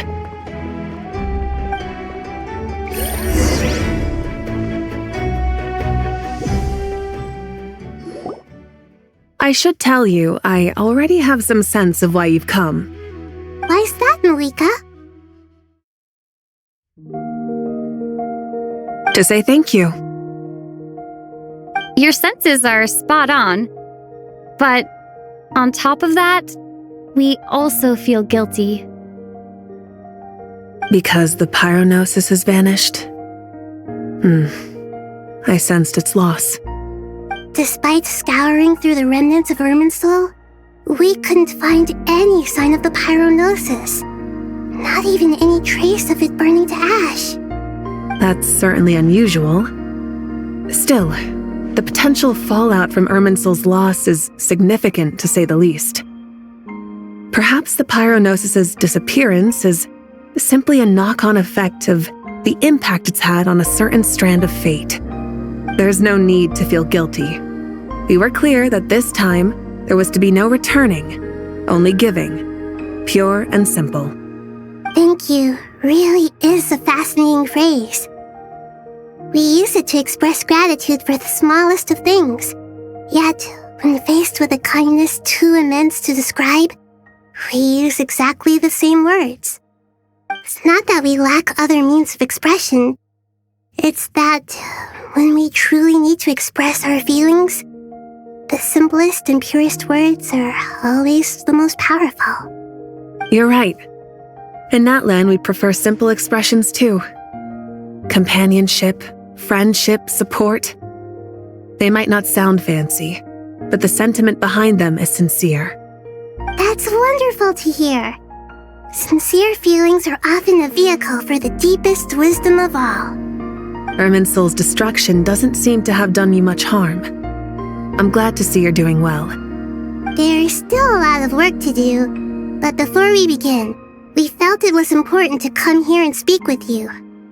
Partly to express our gratitude, but also because we felt that seeing you, in a sense, is like basking in warm sunlight. That's a nice way of putting it. I like that.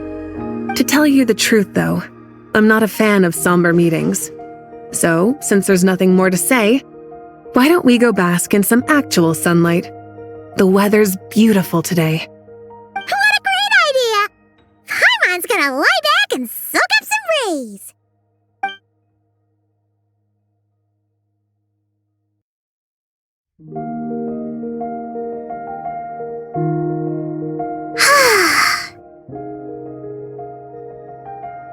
In that case, I think I'll lie down for a bit too before we head to our next stop. And where might that be? Mondstadt. Paimon and I are gonna head back there with Kale and the gang.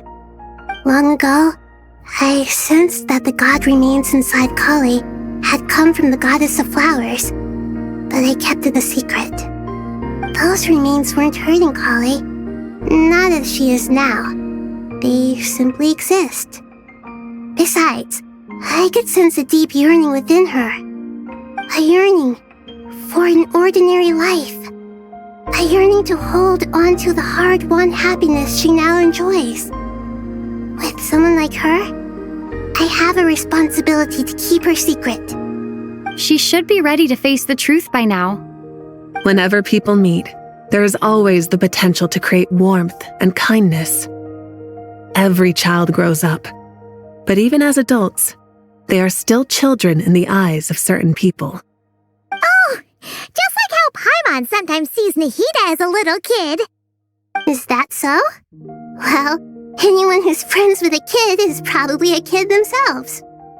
Of course! And there's nothing wrong with that. When we get back, we'll actually be hanging out with another of our friends who happens to be a kid. Or more like looking after, in her case. Anyway, we'll always be there to watch out for our friends. Dear Sucrose, when you receive this letter, I'll probably be as busy as always. But busy with wonderful things. That's because I'm no longer a trainee. I'm now an official forest ranger. Impressive, right? Sino said that official rangers sound much tougher than trainees. Though he did say it was already pretty tough to start out with. You probably heard that something big happened in Sumeru recently. Don't worry, it's all been taken care of. We're heading to Mondstadt soon, so if you're free, maybe we could meet up? Plus, it's not just me. A few of us are going. Hey, do you still remember that time we all got together? You know, when we all went to the Windbloom Festival? It'll be just like that.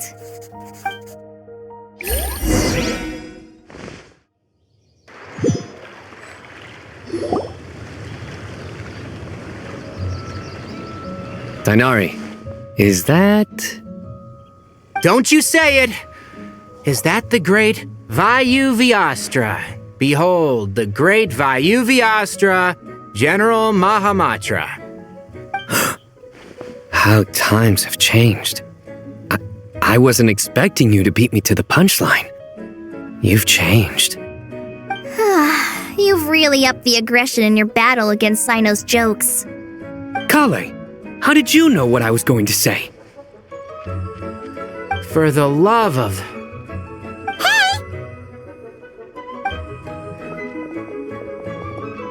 Traveler! Paimon! You're right on time! I hope we haven't kept you waiting. Kalei! Sucrose! It's been so long! How have you been? I've been well. Everything's going great. What about you? Are you still busy? Not at the moment. Oh, right! That juicer you gave us works amazing! Farzan loves it! Seriously? That's wonderful. I don't suppose you drew up a detailed test report. Oh, what fruits did you use? How's the texture of the final product? Sucrose, you might want to try asking your questions one at a time. Albedo! Paimon didn't see you there! It's been a while since all of us were together like this. How about we follow the same plan as last time? Good idea, my friend. You never disappoint. So, what are your identities this time? Don't remind him. First things first. Allow me to introduce our very own official Forest Ranger Kale. The rest of us are simply her humble travel companions. This sounds like one of those mushy stories that gets people hooked on some corny, heartwarming premise. Oh, is our story not heartwarming?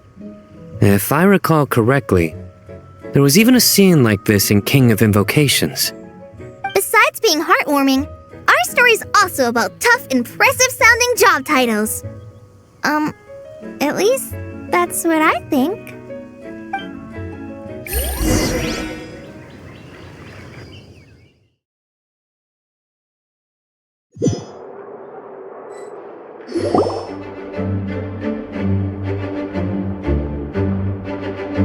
Oh, you're here already? I'm still giving Dodeko a little trim. I won't be a moment. A trim? Does Dodeko need haircuts too? Of course. It's important to know how to take loving care of the apples of your eye. All of these trivial matters get left to me. It's because I'm an angel, and angels are, in a way, the guardians of all Teyvat. Oh, right! Wow, that's definitely an impressive-sounding job title. What are you writing? I'm just brainstorming some cool-sounding lines. Oh, write them on these card backs. Of course. Clearly, my lines are pretty amazing, wouldn't you say? Miss Nicole. Kale? You seem a little nervous. I was just wondering, who was the person you mentioned who needed their wish fulfilled? Wish? What do you mean? Miss Nicole asked if we could meet up in Mondstadt once everything was over. She said a friend of hers had a wish that needed my help to come true. Well, you never mentioned that before. All we knew was that you'd arranged to meet in Mondstadt. But we thought it had something to do with the god remains. To be fair, everything I told you was true. Anyway, my friend is waiting. Come on, let's pay her a visit.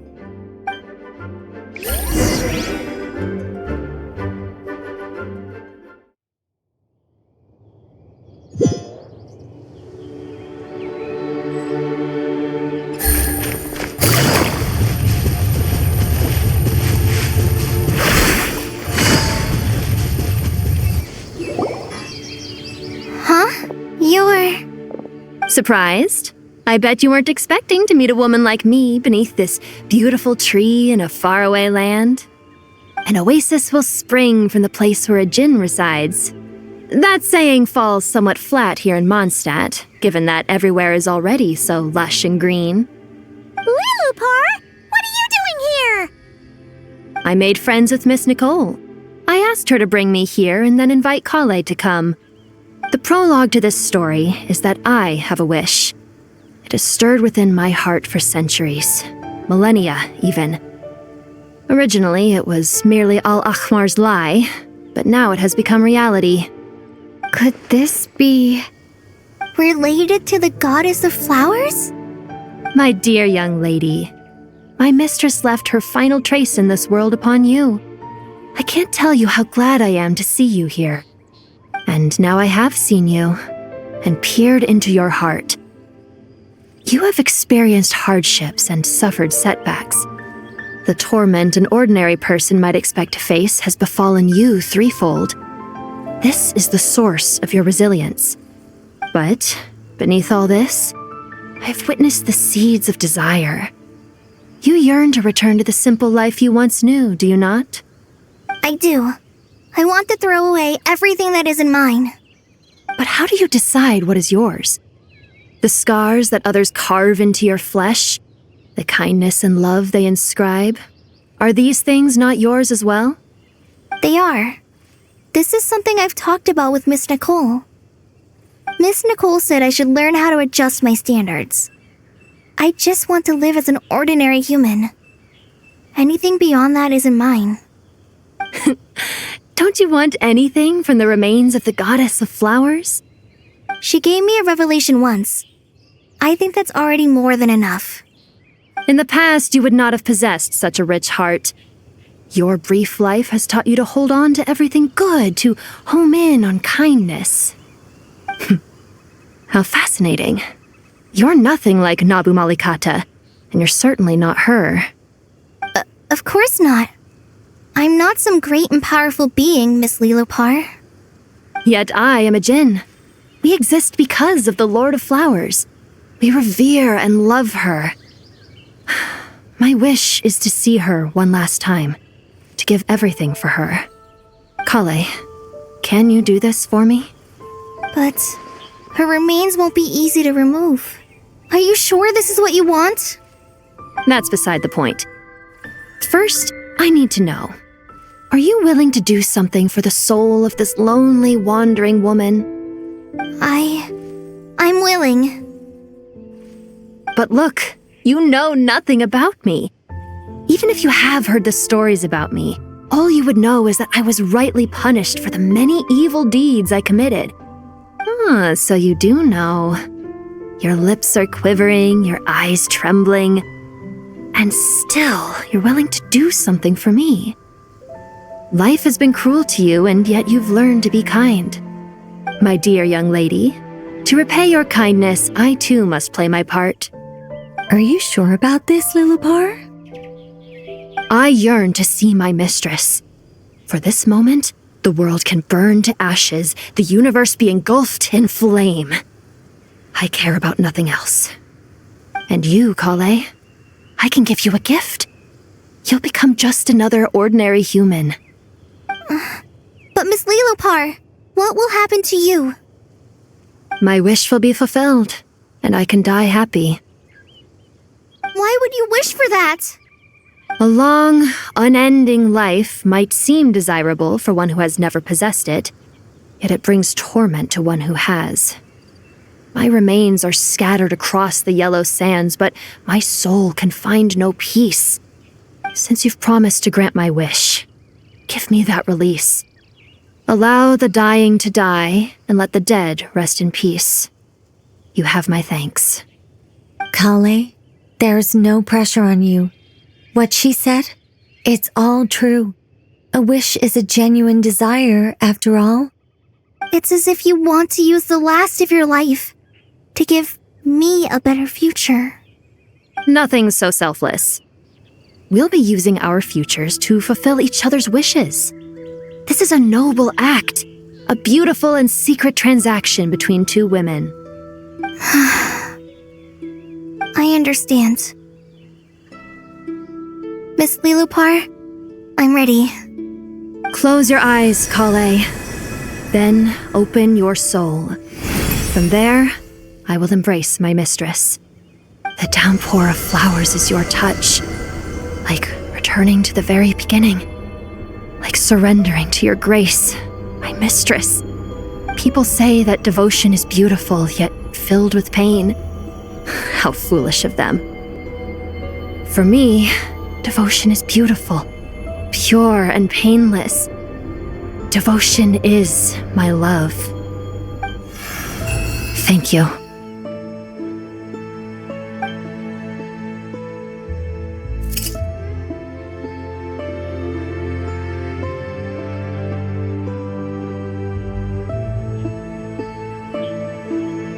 Lillipore! She disappeared? She left, carrying the blessing of flowers. Kale, are you alright? I'm fine. Now that the remains are gone, I don't actually feel any different at all. Those remains weren't hurting Kale. Not as she is now. They simply exist. Besides, I could sense a deep yearning within her. Kale must have already received what she was yearning for. I'm doing fine. I feel relaxed. There's really no need to worry. Then my wish has come true, too. To become ordinary? That's just one of my wishes. Actually, I have a few more. For instance, I want to protect the people I meet and help them find happiness. That sort of thing. So between Miss Lillipore and me, you fulfilled 2 wishes already, and protected 2 people. Wonderful, isn't it? I feel so fantastically happy. I guess that settles things here. So what's next? What do you want to do when we get back to town? Clay, look who I've brought to see you.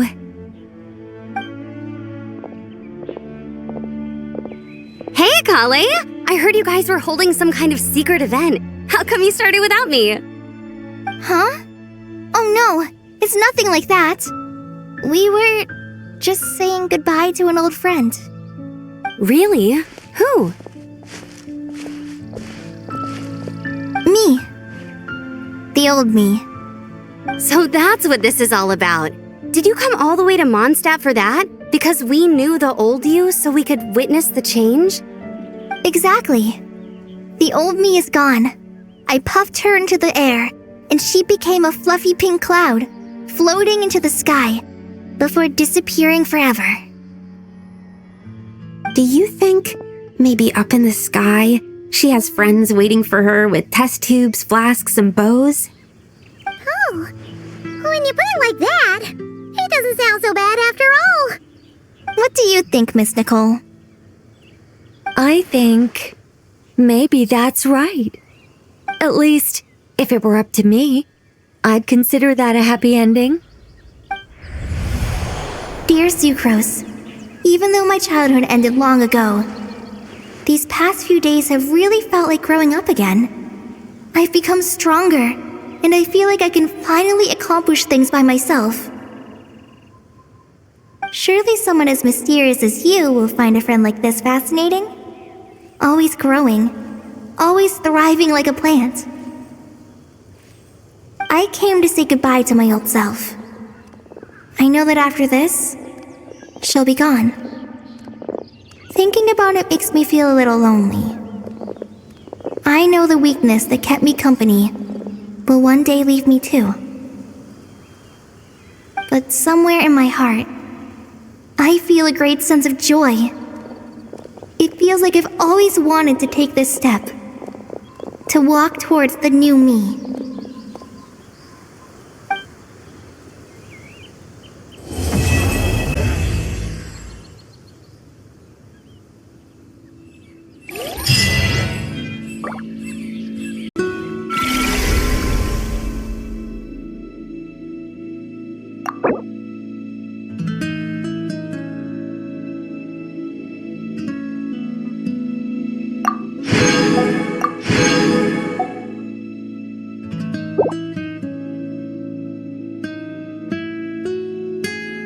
I got a new letter from an informant. Looks like the situation has changed again.